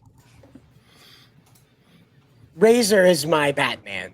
If you can't tell, I rolled him up with Ghost Rider because I wanted a character that facilitated the raw rage that that I was feeling when I was going through a very painful time in my life when I was very young. When I was 5 years old, there was a girl foster kid up the street that was going to be my sister. I didn't know it at the time, but my parents were trying to adopt her. And so we were best friends. We saw each other all the time. We would make breakfast at each other's houses on school days and get on the bus at that house we were making breakfast at. I was on my way up to her place one day, and unbeknownst to anybody, the family competing with mine for her had won. And these guys in a blue van rolled up, and they got out and they went inside and they took her out of that house by her ankles and her wrists. Now I'm standing on the sidewalk, little 5-year-old Cider, and these two big guys have a hold of this 6-year-old girl in her pajamas, and she's kicking, trying to get away from them. And the last thing she says to me before they shut the door is, "Don't let them take me." Now, I spent 19 years trying to find her. I asked people in real life. I went to the phone book. I went on the internet. I went around Facebook. I asked at anime conventions. I wrote letters to radio stations to put my phone number out. It took 19 years to find her. And it just so happens we ended up in a Facebook group about Call of Duty together that we ended up finding each other. But I found a person that was destroyed. What had happened to her with that other family had obliterated the innocent girl that I had known when I was a child. And that rage, that hatred, that raw, if I could get my hands on those motherfuckers for hurting her, I would rip them to shreds and feed them like chili to their own family. But I can't. So I put all that rage into Razor. And I based his name, now, of course, the spelling's different, but I based his name off of raising a village. Like how Vikings would go in and raise a village and burn the whole damn thing to the ground. And so Razor's entire battle tactic and purpose is to be able to take on an entire platoon. He can take on 15 people at a time with what his capabilities are. That thing on his arm right there, that generates a flame drill like Gurren Lagann. And it deals with dudes just about as well as that one did. So it's Razor is that kind of basically I created Razor to be the guy that would stand in front of that van, that would say, "No, that's going to stay here. You're not taking that girl." And you're going to find more in part 2 about that. When he confronts his clone and that stuff starts to come out, you'll learn his motivators about that. The next one over here is Solivera. She's basically Green Lantern with fire, and her skin is made out of Dark Star material. Her name is Euphemia Torres. Jeez, I'm sorry. Her name is Euphemia Torres, and she grew up being told that she was a goddess by an Amazonian tribe that had been isolated. They had then been uncontacted. The shaman believed that she was the goddess of the sun and harvest, so that she would protect them from gold miners who were trying to drive them out with violence, take over the land, dig for gold, where they thought an Aztec treasure trove was. And so the fire started by Sola fighting the miners attracted Star Supreme, and Star Supreme, noticing like how she was brainwashed, sort of flew her to America and showed her the world as it was. After the culture shock, she immigrated appropriately with Star Supreme's sponsorship and used to live with her for a little while until getting her own apartment in Miracle City, the city I talked about at the beginning. Mhm. Finally, on the end is Delilah Church. She's my sorceress supreme. She is the ultimate kind of magical character. She's a magical hoarder. Her powers work is she stored spells that you speak with your soul, because spells are the word of God, a like literal word of God, and that comes out of your soul. You don't speak it with your mouth. So only divine souls can speak it. Now, this is a bit of a spoiler, but you'll find out about it in part 2. I won't give away too much. But Delilah is a lot older than she says she is. She introduces herself as a princess from the 12th century, Leon, and that she was cursed by a gypsy to watch everything she loved die. But she fell in love with life itself. And that's the line she'll feed you. But in reality, she's a fallen angel that wants back into heaven. She wants her grace back and to know the love of God again. And so that's why she hoards the magic as penance for introducing it to the world, because, well, you'll have to wait and find out what Delilah did to get thrown out of heaven. And that completes the Colossals roster. But before I go, I just want to show you guys this one last, oops, I closed it. This one last little guy. I'm working on something for little boys. It's called Fling, and he's based off of Sonic. And what this is it's a revitalization of how cool it is to be a tween, how cool it is to be uniquely a tween-age boy, right? You remember being a young guy and like you walk through the forest and you pick up a stick and it's a sword, right? You'd be going through, you'd be going around playing with your friends, just talking, and then all of a sudden you guys start taking strategic positions. And you're playing like cops and robbers. You've got an army. You're playing army men, invisible enemy on the horizon. And everybody just takes it up. They all know what to do. They take their positions. Aye, aye, Captain. You know, you guys are skipping rocks. And then all of a sudden you decide you've got to skip the rock, hit Godzilla on the head. This is the kind of spirit I want in Fling. While it will be sort of a platformer game, I wanted to invoke in little boys the desire to go outside, to go beyond their boundaries, to find their limits, go back home, grow up a little bit, and then test those limits again. And that's the purpose of Fling. His very first adventure that we're working on right now, he's going to go and find out that he's not ready to be king. His whole adventure starts with, I want to be king. And he goes out into the world. He doesn't get defeated, but he finds out he's not strong enough of character yet to lead his nation. So he has to go home with his tail between his legs and accept that he has to grow up a little bit more before he's ready to challenge his father for the throne. And so that's the message I want to give to little guys. Like, go out, find your limit, see the edge and come back from it, grow up a little more, and cartwheel over that thing into the next one. I want you to find the top of the mountain so you can see the next mountain you're supposed to climb, and never fear that. Find that to be the most exciting thing in the world, to know that your potential is as limitless as your imagination. And that's the spirit behind Fling. Sorry I went over. No, you're good. No, awesome. Don't Thumbs up, apologize. Never apologize. I have a thing here on my channel. I tell people, stop saying sorry. It makes you sound Canadian. Well, I live in Maine. Well, So we are up Canada's armpit. So and I say this as being a guy, I'm mostly Canadian. I am mostly Canadian. And by mostly Canadian, I mean like I was born in America, and that's the only thing that makes me not all Canadian. you have a flag, so that helps. I do. It's there. Don't know where my hat is. I actually have I've got a bunch of family up in Canada, a bunch of extended family up in Canada. Cider, I got super chats and questions that have come in through the course of the stream. Not all of them are super chats. Some of them are just regular chats that people just had questions on. Some funny lines that people say. Tonight, for the most part, people were very interested in what you were saying. And I say for the most part because my chat's always calling me gay or something like that. In fact, it's down there in the chat. You can see it. But if you'll stick around for just a little while, I'd love to get through these super chats. Absolutely. That way you can interact, man. I definitely think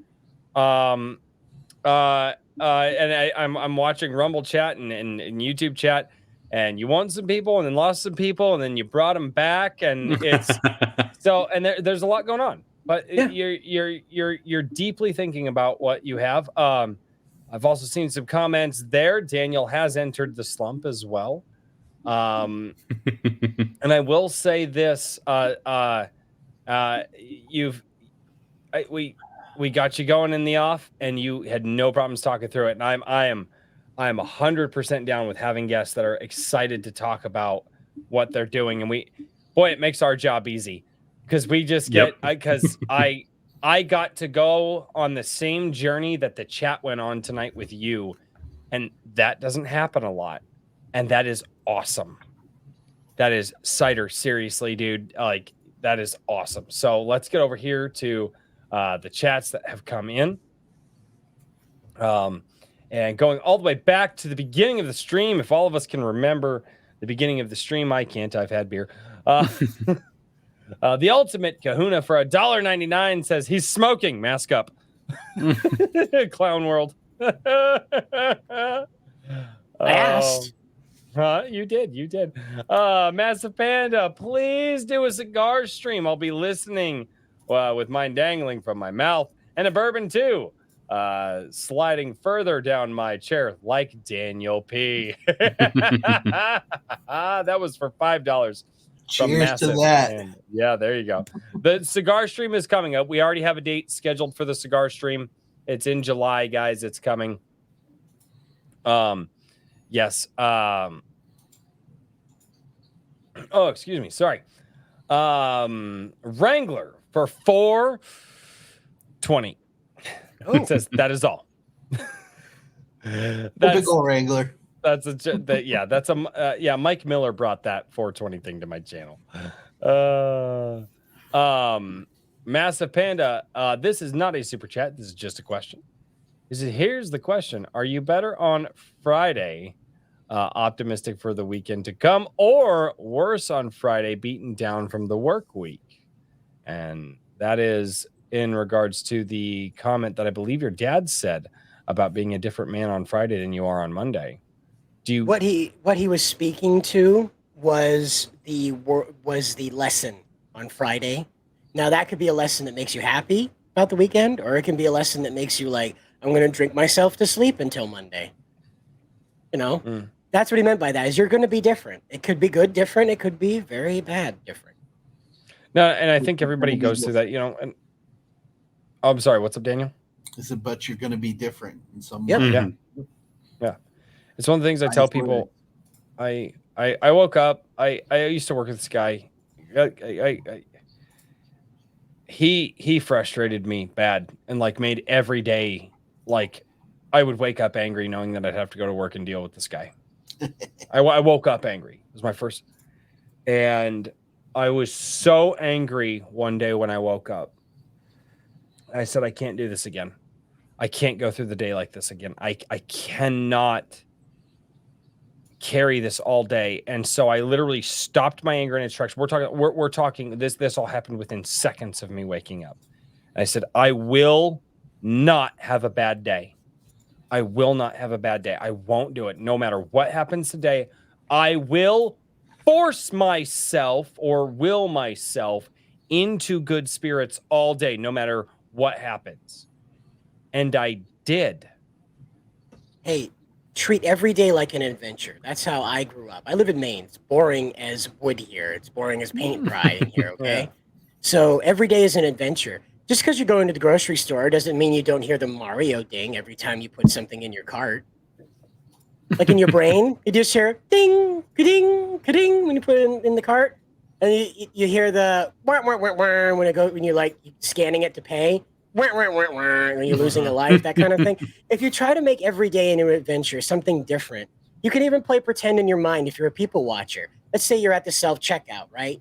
And you're just looking around being strange like everybody else. And you just take a guess at what the other guy's doing, checking out with condoms and toilet paper. Like, that's an acceptable combination, but it inspires a lot of questions. What are you getting up to? And then you see a lady who's checking out with like cereal and cat food, but no milk. And you think What are you gonna do there, lady? You got Cheerios and cat litter. Is that your thing? Are you gonna, because that's, that every day's an adventure. My favorite one was my wife and I went to a restaurant for a night out with just us. And this is years ago. We love people watching, and we'll make up little stories about people.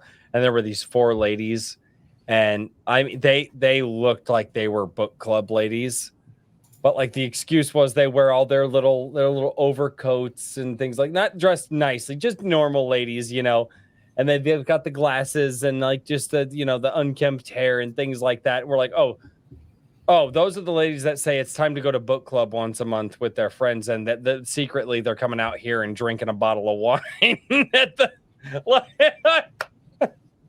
No, people watching is great. It's also horribly judgmental, but I don't care. I'm not. Who cares? You're in your own head. So that's why I tell people. No. My wife and I, we were in each other's heads. We were having this whole conversation together. It was great. Yeah.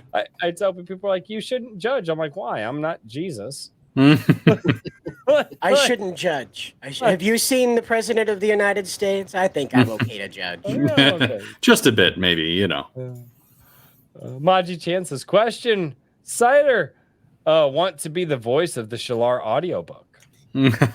I'm not qualified for that. I don't have the ability to isolate sound, really. What you hear right now is with like the best kind of sound dampening I can do. So. I have been working on it, and it's currently there's still some panels falling off the ceiling. Now, it might sound good right now, but when somebody runs this through a Boss audio system, they're going to hear my mother's air machine running in the background. Oh, I can hear it. I can hear it right now. Yeah, it's just no, I get sorry, I would not be able to deliver you a quality recording. So at this time, no, I sorry. If we're talking about Shalar, I'm not 100% sure that matters, but it matters. Okay, sorry. I'll just leave it at that. Oh, shit, I actually have to go back to the You do not produce anything that you cannot produce quality. Not even memes. I hate you, Hedge. I hate you, Hedge. It is actually. Okay, I'm not gonna get into all the technical crap with that because you're not wrong, but we're not going there.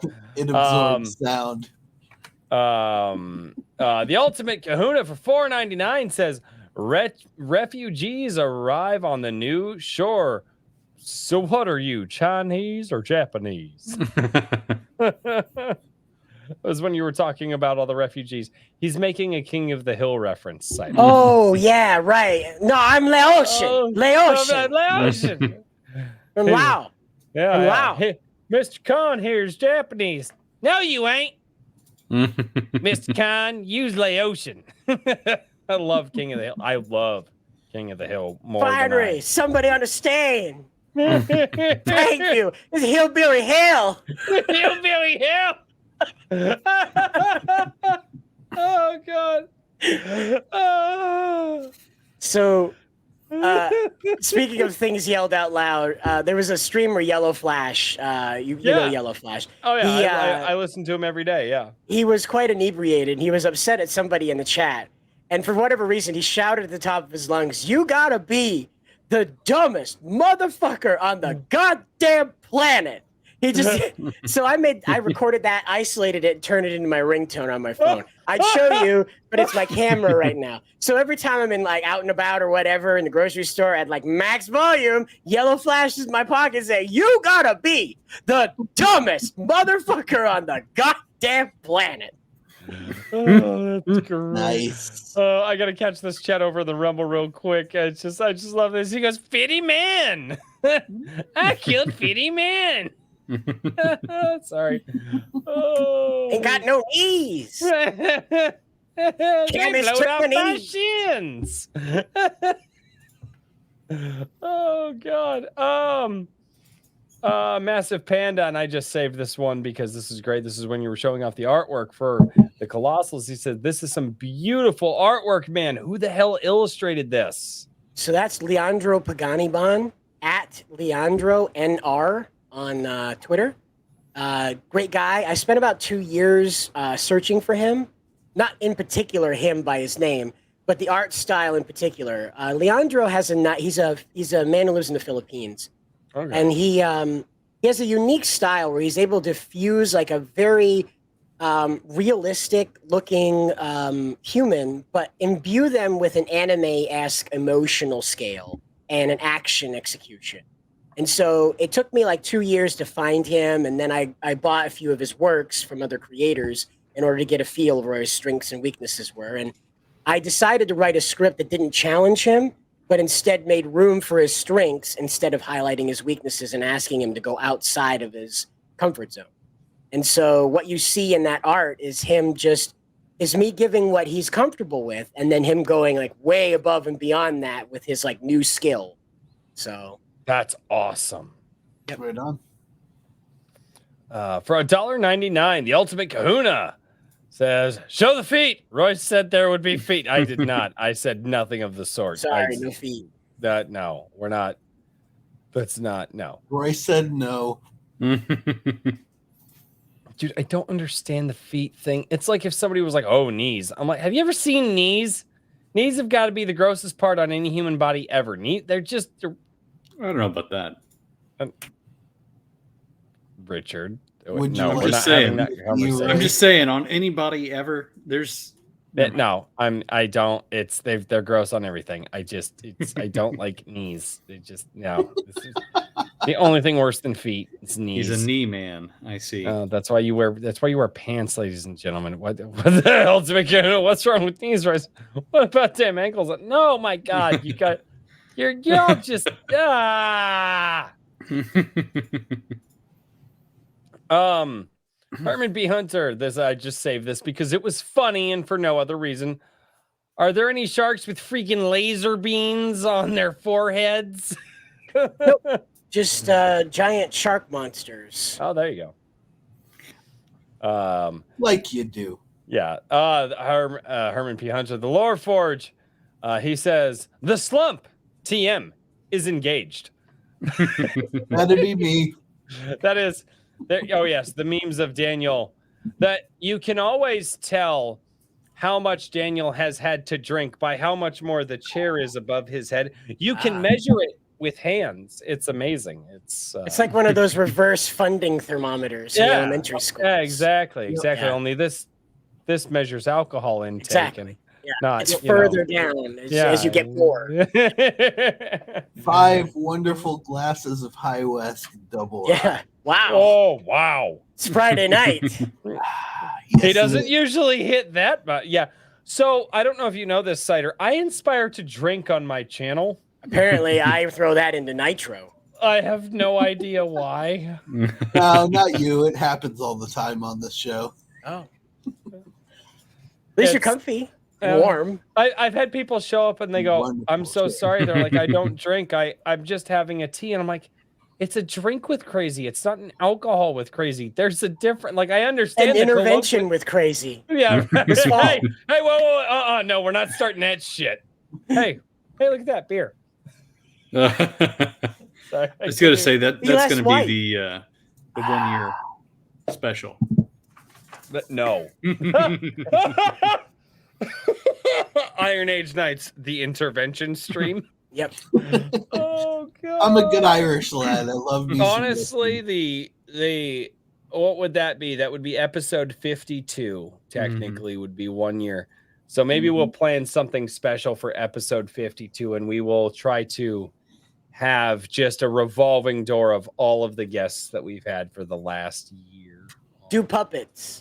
We do puppets. There you go. We'll get puppets made of every guest. But wait, and we'll just no. Like bag puppets, because like after 20 minutes, nobody's going to be doing the puppets anymore. You're just going to be like, "Hi, it's me. I'm the puppet. Hello, welcome. Share the screen. What do you do? Oh, I'm the one who's sharing the screen." That's I'm sure that's how our streams normally are. So yeah. That's just sure a normal show. Yeah, it's really just be my hand going like this because the rest of me is below screen. Exactly. So you'll be comfortable, man. We're waiting. Element. We have never seen Daniel completely vertical, because when he goes completely vertical, he just won't be on stream. We've never been there before. Not No, yet. no. He like switching the chair, so he's like laying. He's like his butt's down in the chair, and his legs are over the side. His back's over the side, There you go. and you just hear like that death rattle snore because his head goes back too far.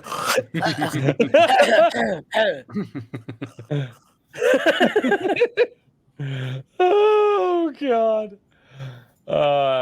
The Ultimate Kahuna, sir. You might have gotten yourself a fan tonight. The Ultimate Kahuna for $1.99, and this is the last super chat that I have to read for the evening.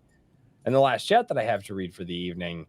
Conceptually cooler than the Rippaverse. Fight me. So this man is saying that you're reaching higher bars to him than the Rippaverse.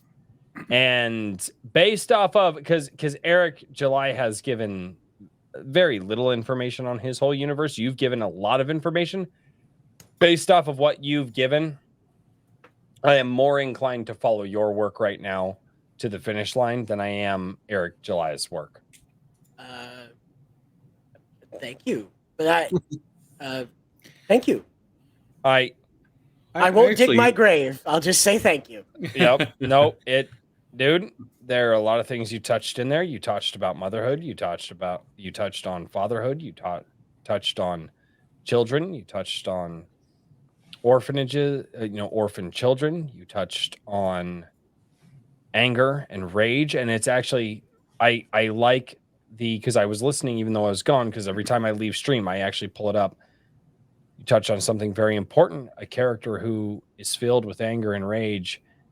And it's something that I tell my son, that anger and rage, we have that in us for a reason, because it is a good thing to have anger and rage and be able to, but only when you use it in the right moments. Right. It has to be used. And when you were describing that character, I heard all of that. He was angry. He had wrath, but it was in the right moments. Otherwise, we wouldn't have that. We wouldn't possess that within us if we were not allowed to use it. Even, and you've touched on God a few nights, and for those who are Christian in the chat, even Christ got angry, right? Under the right moments, right? Anger is not a bad thing, but to use it willy-nilly is a bad thing. Dude, you've touched on so many things tonight. Like I said, I'm more willing to see how your storyline finishes right now because of all of what you've given me. You've put something in my hands that I feel is tangible. You've done it more so than Eric July. You've done it more so than some of the other people who I follow. Clownfish TV, I've got their book coming. You've done it even more so than Shadiversity. And I've been on his streams and talked with him. You've put more in my hands tonight than some of the biggest people that I follow and the people who inspired me to do this. And I'm just going to end my little rant here with saying I do hope that you come back and you want to come back when your next campaign is live. Sure. And we'll just have a fun night. You've given the background story here. We just have a fun night. We'll talk with you and we'll try to tell everybody to go and buy what you have, man, because dude, you've got power behind what you're saying. So this is a prototype, okay? That's awesome. Awesome. So this is based off the Black Panther. I have a 3D printer. This is me just getting back in touch with my auto body stuff I took in high school, and just kind of getting back at this. This is not the Cider Max helmet that you saw me show off there and chat that. In the Twitter replies.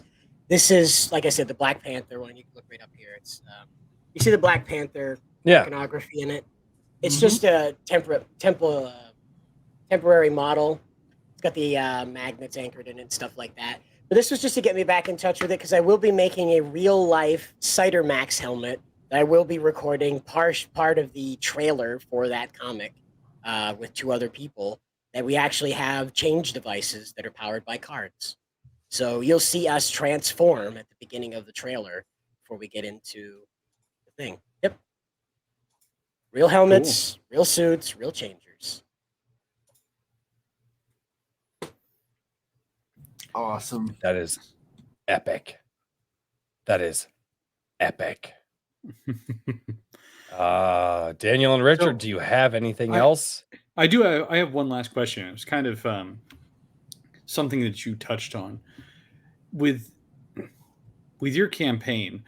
What made you decide to go so big right at the outset? You know what I mean? Like, you have a very large cast. So what motivated that? I looked around, honestly, at a lot of what was going on in the indie comics thing, and it was origin stories. It was on this fateful day, a rocket fell in Sutton Field, and then on this horrible night, two people were gunned down in an alleyway. It was all origin stories, and I'm sorry, but outside of Hollywood, nobody really cares where your hero came from on the outset. They need a reason to get invested in the character first. Then you can start explaining why they care, right? You mean the reason that Wolverine was popular for decades before they revealed his origin? Or even hinted at it before they retconned it and then retconned it again. Yeah, it's but no, again. but the whole Yeah. point. I see what you're saying. Like, so the heroes. This is why I brought it out, because I watched what Snyder tried to do. Okay. So by the way, the Cider thing has nothing to do with Snyder. This was going to be a gamer tag for me. I wanted to be a gaming channel, but I couldn't find anybody that wanted to do it my way, so I just abandoned it. So Cider, I like apple cider, non-alcoholic, so that's where the cider part comes from. So Ciderverse is just like Apple Ciderverse. That's why the iconography has an apple in it.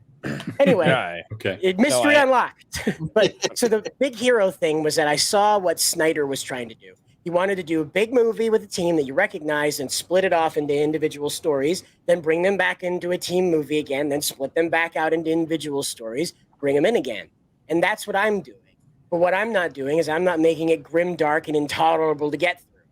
Is that I'm sitting here and I'm telling you a hopeful story. I'm like poking and prodding at these characters a little bit. I'm not deluging you with all of it at once like I did tonight with my voice. And so that's why I went that way. And the other reason is that I did not want to get to be the Star Supreme guy. I did not want to be the guy that did the tall female superhero. I wanted to be the guy that did all the things. So when you looked at Cider, you thought of Cider, you thought of a lot, not just Star Supreme. So. Gotcha. Okay. Fair enough. I did the same thing with Legacy Heroes. Yep. That's awesome. Dude, I genuinely don't know what else to say, dude. I am unbelievably excited to have had you on, and I will have you on again. Like, and also the Cider Max helmet. Yeah. You're gonna have to reach out to me. Wants a helmet. Because he changed my mind. Kind of. I still want my white tiger helmet back here because that was something important from when I was a kid. Look, but I want one of your helmets next to it. Mine will light up, so you're gonna want it. Mine will light up. Oh no! The one that I wanted was a full. You could put it on. It could light up. They were too expensive when I was like, lights up. No. The Max on the side will light up. Oh, it'll go on the wall, dude. And because I know a lot of people that are like, oh, he just puts a bunch of crap on the wall. No, actually, I don't. What? There's a madness to his method. Everything that you see pretty much up here is pretty much a gift from my wife or something that my wife made. My wife made that. My wife bought me the Doc Holiday thing. She bought me the gun safety rules, which I recite with my children.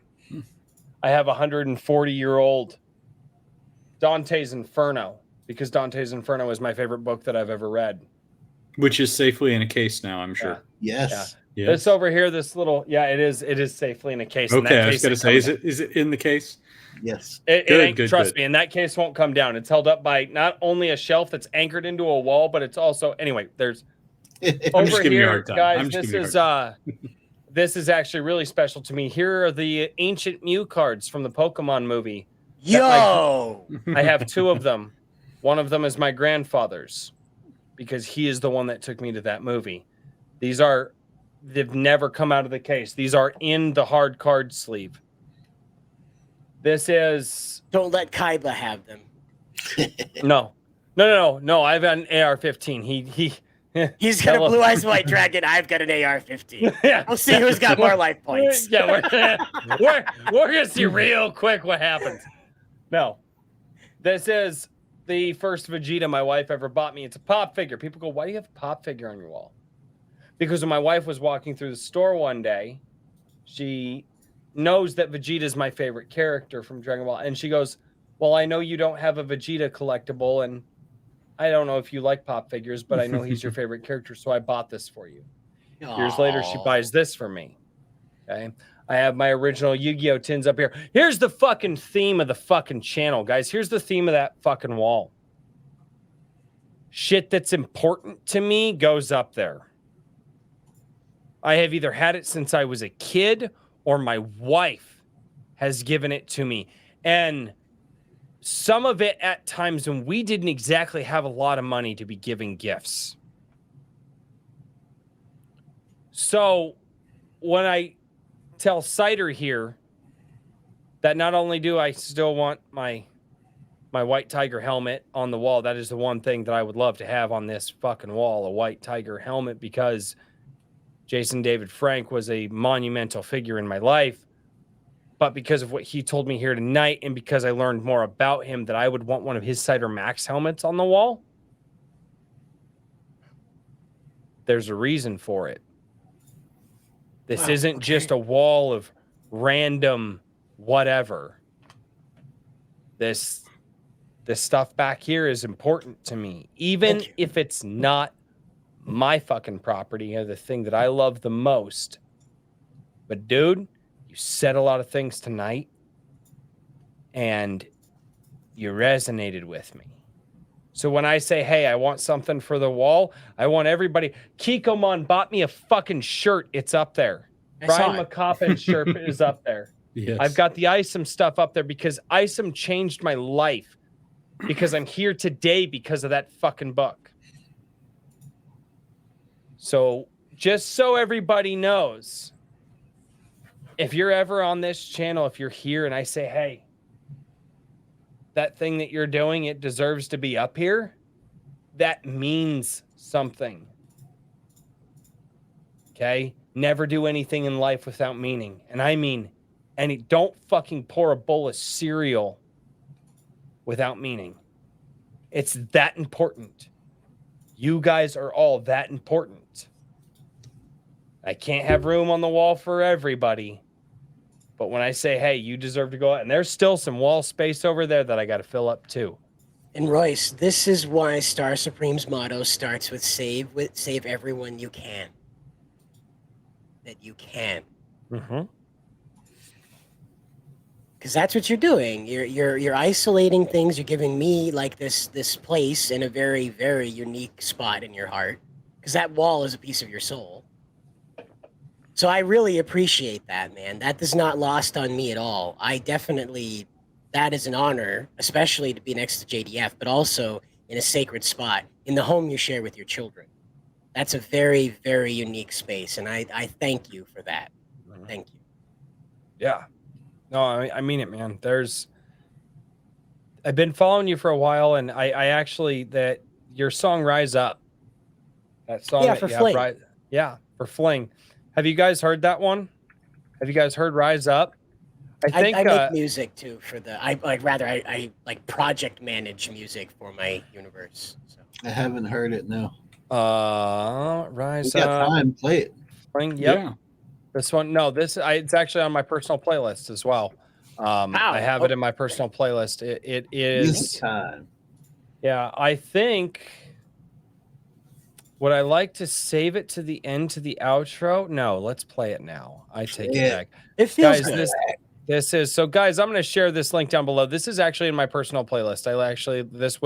This song comes up in when I'm listening to my daily music and the things that I cherish, because something about this song got me, and I learned more about tonight why it got me. So let's let's present this to everybody. And I do hope the audio comes through clearly.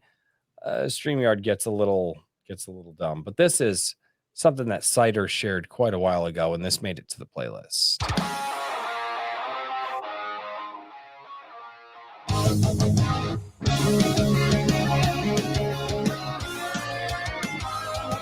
You might want to half the sound a little bit. My bad. I was gonna turn it up and just jam, but yeah. It's time to rise, face a new day. A new adventure awaits. No standing down, no more delay. People won't set bay. No need to change your essence. That's what will keep you straight. Rise up, never take the blame for it. You have the right to dream of anything. Nothing standing in your way. The world is yours to take.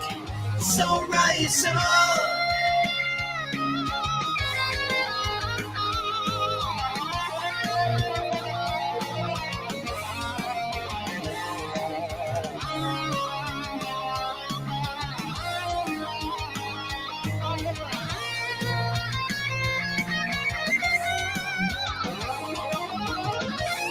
Against fun, we'll take the fight. Protecting our land. How Allah's light will shine bright. So team up with your friends, each one with unique traits. No need to change your essence. A whole new life awaits. Rise up, never take the blame for it. You have the right to dream of anything. Whoa, go on. Nothing standing in your way. The world is yours to take. So rise up. Rise up.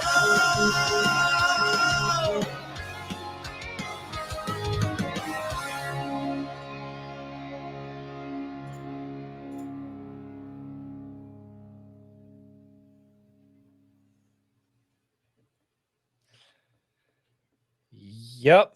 No, that's a killer tune, guys. That's, like I said, I'll share that Very link one cool. more time. That tune makes it into the personal playlist. Good old anime vibes. It has an interesting roundabout cross with me. It reminds me of some of the tracks that they had in Digimon. Yep. Mixed with like the Power Rangers vibe, but also like a Sonic the Hedgehog video game sound vibe. Mm-hmm.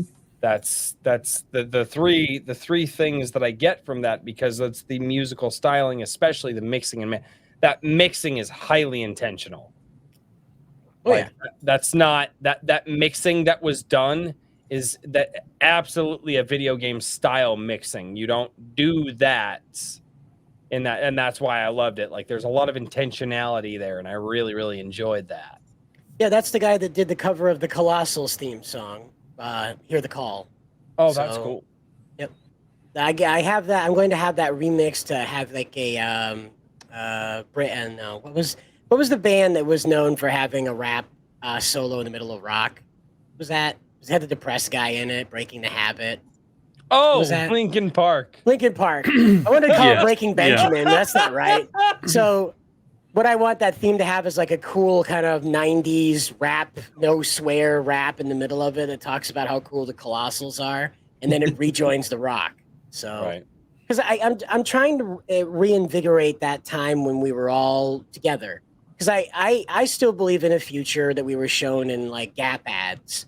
You remember that? You remember that like 2000s thing where everything was silver and neon colored and blobby, but everybody was together. It was this utopic future where everything was silver and happy and chromed, and everybody was cool with each other. There wasn't war anymore, and Xenon was up on a space station. Remember Xenon, Girl of the Future? Holy, nobody knows Xenon. I know that. Did you watch both of the movies? I'm a man, Royce, and I have the right to not incriminate myself. So I was a boy when I watched that, and I may or may not have had a crush on her.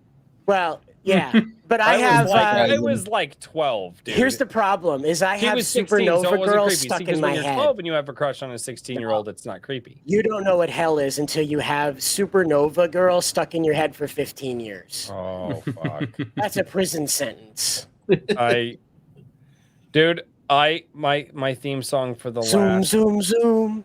I get There you it. go. That's all. My it's in your theme head song now. for the Latin. No. My dude. All right, fine. What about Johnny Tsunami or Johnny Capahala back on board? Remember those? Yep. Okay. It's addictive TV Disney movie God, songs. I loved them both. I don't even care. They were great. Yeah. No, But there we go. Right. That feeling. It was innocent. Right. It was innocent. Nobody had design. Right now. Right. Nobody had designs on this stuff like that. They weren't trying to manipulate the kids and stuff. We were all like, the future is going to be awesome. It's going to be silver and have neon accents, and we're all going to eat pills or something. I don't know. But it's going to be awesome because it's silver. And it still can be. Right. And There's a lot of silver spray paint out there. We can get to work today. But there's going to be a what lot I'm of talking people about. out there going, But that's what I present to you. Yeah, witness me. Witness me. Yeah. oh no, I was saying they were going to get high as. No, that'll be the excuse. Witness me. But yeah. Cheaper to do that with Cool Whip. See, that's the kind of atmosphere I'm trying to. You're the only other person that I know that's done that other than my brother. Are you serious? Come on, man. Why? You know what he's talking about, right? Yeah. Yeah, whippets. I don't think I need to describe that on But when stream. when you go through the Colossals book, you'll notice there are blue people and purple people and people with thin hands and things like that. And there are monster people kind of tucked into the background. This is the kind of future that I translated that to where we're all just people. The way I look at this is every adult was a child once, and that child was the parents' greatest hope for the world. Whatever they were, for a moment, it may have only been a moment, it may have been their entire lives, but that child was the best hope for the future that parent had ever made, their greatest creation. And that's what I try to evoke in the Colossals, is that yes, the racist thing is over with. We don't do that. The characters in my universe don't talk about how weird it is to be gay or anything like that. But the gays aren't parading everywhere either. I've introduced them as people. They're tax-paying Americans. They have jobs. And I don't make a big deal about who they fuck. They just go home to a same-sex partner. That's it. Because I believe in reforming these people. I believe in building them a bridge back from the insanity they're stuck in because they feel like they can't come back over here to normality. And so those pieces that I built into the Colossals where there's people that aren't looking normal, if you will, that speaks to these outsiders that are looking for a place in society that's less insane than cut your dick off to fit in. Mm-hmm. Yeah, that. Yup.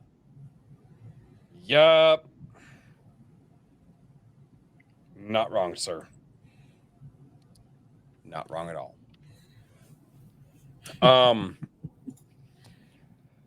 I didn't even get into how I'm going to make the Bible cool again either. So, we'll have to make this one of those TED Talk series. You're Cider gonna Talks. have a part 2, Cider. You're gonna have a part 2. Actually, there's Part quite a 8. few people that need to get into that's actually something I've been meaning to talk with Richard and Daniel about, is getting some people back on for some part 2s. But also coordinating authors with a Showtime and their book release. And I mean this from the bottom of my heart. You all are fucking impossible. It's just we had people reach out and they're like, hey, do you have a spot open at this date? And I'm like, no, we usually try to schedule about a month out. Oh, man, because my next stuff is coming out. I'm like, well, fucking let me know 5 or 6 or 17 months before that happens so I can give me some notice, man. That's way too much notice because I know. book doesn't take that Yeah. long. To Oh, I create gotta and touch run. base. Actually, that reminds me, I gotta touch base with you guys about another thing. Cider, if you would do the honors, please give us your final farewell for the evening, your final shill, as I call it, because everybody is allowed to shill here. What is your final thing? Where can people find you? I hate shilling. And how do you do? Oh, you'll get to it, Daniel. You will fucking shill. Fine. You guys can find me just about anywhere on the internet at CiderHype. I signed up everywhere because I originally was going to, as I said, make this into a gamer tag so I could go places and monetize it. So on Instagram, YouTube, I'm pretty sure I'm on some GTA server as CiderHype as well. So I guess throw me a friend request there. But yeah, anywhere you see CiderHype, that's 9 out of 10 times me because nobody else thought of that. And I don't know why, but oh well. As you can also find me on the Dank stream with John Delarose Monday, Tuesday, Thursday, and any other day his ADD can't help him stay still, so he needs to get on stream to do it. For the love of God, can you guys stream in like the evening-ish? Nope. Does it I've always tried. have to? Because it's I've like tried. I get a Dank stream link at like 2:00 in the afternoon. I'm like, Mm-hmm. guys, I'm at work for at least the next 2 hours. Mm-hmm. I would love to come back on. I Dank get a stream link. I occurs get when an John invite. wants to. Here's the inside of it. Here's the inside track. He wants to spend the evening with his family. That's how it is. And I know. And I just tell John, just one night. Just one night. Spend the Yeah, we evening created with the me. Dank After Dark branding and everything, and we did like 2 of them. I know. So- I know. Just Yeah, the Dank stream. Then I'm also on Bounding Into Comics. I manage their YouTube channel as well as produce their live streams Monday, Tuesday, Thursday as well. And then Wednesday is the Black Pill stream at 9 p.m. over on the Bounding Into Comics. That's the guy I need to get on with. I need to get John back on here. He was only on once, and it wasn't for an official stream. I need to get him on here as well. Yep. Yeah, Yep, he just cool came to guy. hang out. Hey, wait, what did you say, Daniel? He just came to hang out. He did just come to hang out. Like he literally was like I was trying to like schedule a whole like stream with him, and I think I suck at communication. It just so happened to be, I think it was our Black Friday stream. Oh yeah. Yeah, and so just a bunch of, my God, that stream was interesting. So, and the parting thought I wanted to leave here is this. Tomorrow will be better than today. It may not be tomorrow. It may not be the day after. It may not be next week, next month. It may even not be next year. But one of those tomorrows will be better than today. And I promise you, it'll be damn sure better than yesterday. I know. I lived to see better days. Take it from me. No, I think that's a good message to leave off with. Daniel, I have to make you do it. You have to do it. You have to do the show. All right. You can make it a short one. You don't have to shill everything, but you will have to at least shill G-Sedai 2, which is on fundmycomic.com right now. And available on Amazon if you don't want to deal with the shipping fees. Fine, be that way. You're sharing the Fund My Comic. That's just fine. But yeah, all of my books, if you're interested, can be found on Amazon and most book retailers out there. And if you're looking for assistance building your project, whatever it may be, that's what I do for a living. Whimsyland.org, literary coaching and services. Can help you make it happen. And I'm drunk, so I'm just going to end with follow me on Twitter at Mr. DP Riley. Absolutely. And, oh, God. Yes. And Skunk's Workshop says, back him. Yes, back Daniel. He is doing a book signing event, a little bit of a different thing, but a book signing event through Fund My Comic. Yeah. A digital book signing. It's really interesting. Yeah, the Fund My Comic was basically a virtual book signing, an opportunity for anyone that's a fan of the G-Sedai series to get those books signed by me. There's also a t-shirt available, which I'm currently wearing. It's awesome. Yeah. Fancy. Yep. And the proceeds to that are going directly into the comic book fund. I have my new artist picked out after the first one fell through, and I have a test page coming. So sometime next week, I'll have something for everybody to look at. The first page of the first issue of the GCI comic book. That's awesome. That is fantastic. Badass, man. Looking forward to it. All right. Yeah, me too. No. Very excited about I haven't. No, I'm not going to do the voice. King Richard. I was going to do the voice. Cider, have you heard the voice before? No. Yes. Yes. Okay. I watched the show. Oh. Yeah, Royce's peasant voice. King Richard. Do you want to do it? Go ahead. you I please haven't do it? heard it. Royce, I've never heard it in my life. Would you mind showing me? Because I am a very curious white man. I feel like Rihanna right now. I love the way you lie. Jeez. I'm just going to go ahead and head it off and Just say go. Iron Age Media. IronAge.media is where you can find me and all the things that I'm doing. You can also follow me on Twitter or YouTube. All of those links are through IronAge.media. Just go there. Yes, there'll be a chill stream on Sunday. I'm probably back to painting mechs this week. Fire stream is lit, though. Just taking it easy. So not a whole lot going on, just kind of trying to get everything out the door with the first issue and lined up for the second issue of Anvil. As always, if you want to get a hold of me, just send me an email or hit me up on Twitter. Awesome. Anvil Magazine. All Yes. right. Well, oh boy. I guess it's my time to shill. Is it? It is. Is my time to shill? Okay.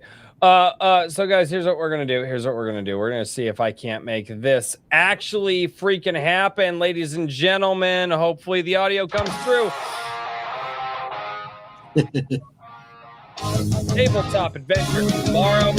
I play an Irish alien space captain in the fantastic world of Star Shatter.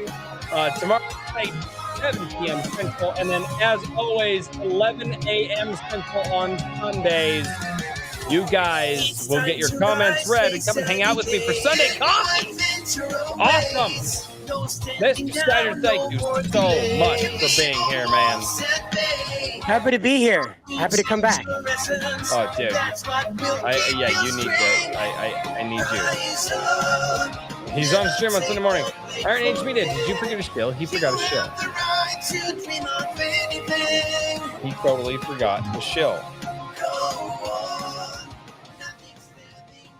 He totally forgot a shill. I cannot believe that he did that. Who? Iron Age Media, King Richard. No, he shilled. No. You were But there was laughing. no. He's on a stream on Sunday morning apparently, and he totally didn't shill that. Oh no, Dude, 33 weeks. 33 weeks, and I still can't get a good shill out of these guys. He's even muted right now. When do you mute for the ending? Is it because I wore a hat? You're don't- calling me out. It's because my wife started talking to me about it. But your wife did what? With It'll the who be now? on I'll be on Crowfire Studios YouTube channel Awesome. Sunday morning, 10 a.m. Central.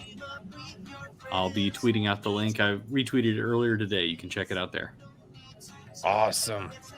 That is fantastic. Ladies and gentlemen, thank you all so much for being here on Iron Age Nights. This is the first time that I have taken this show out without the music that you guys know and love. You guys are going to know and love this song. So thank you all so much. And we will see you next time. Cheers, everybody. Good night, everybody. Good night.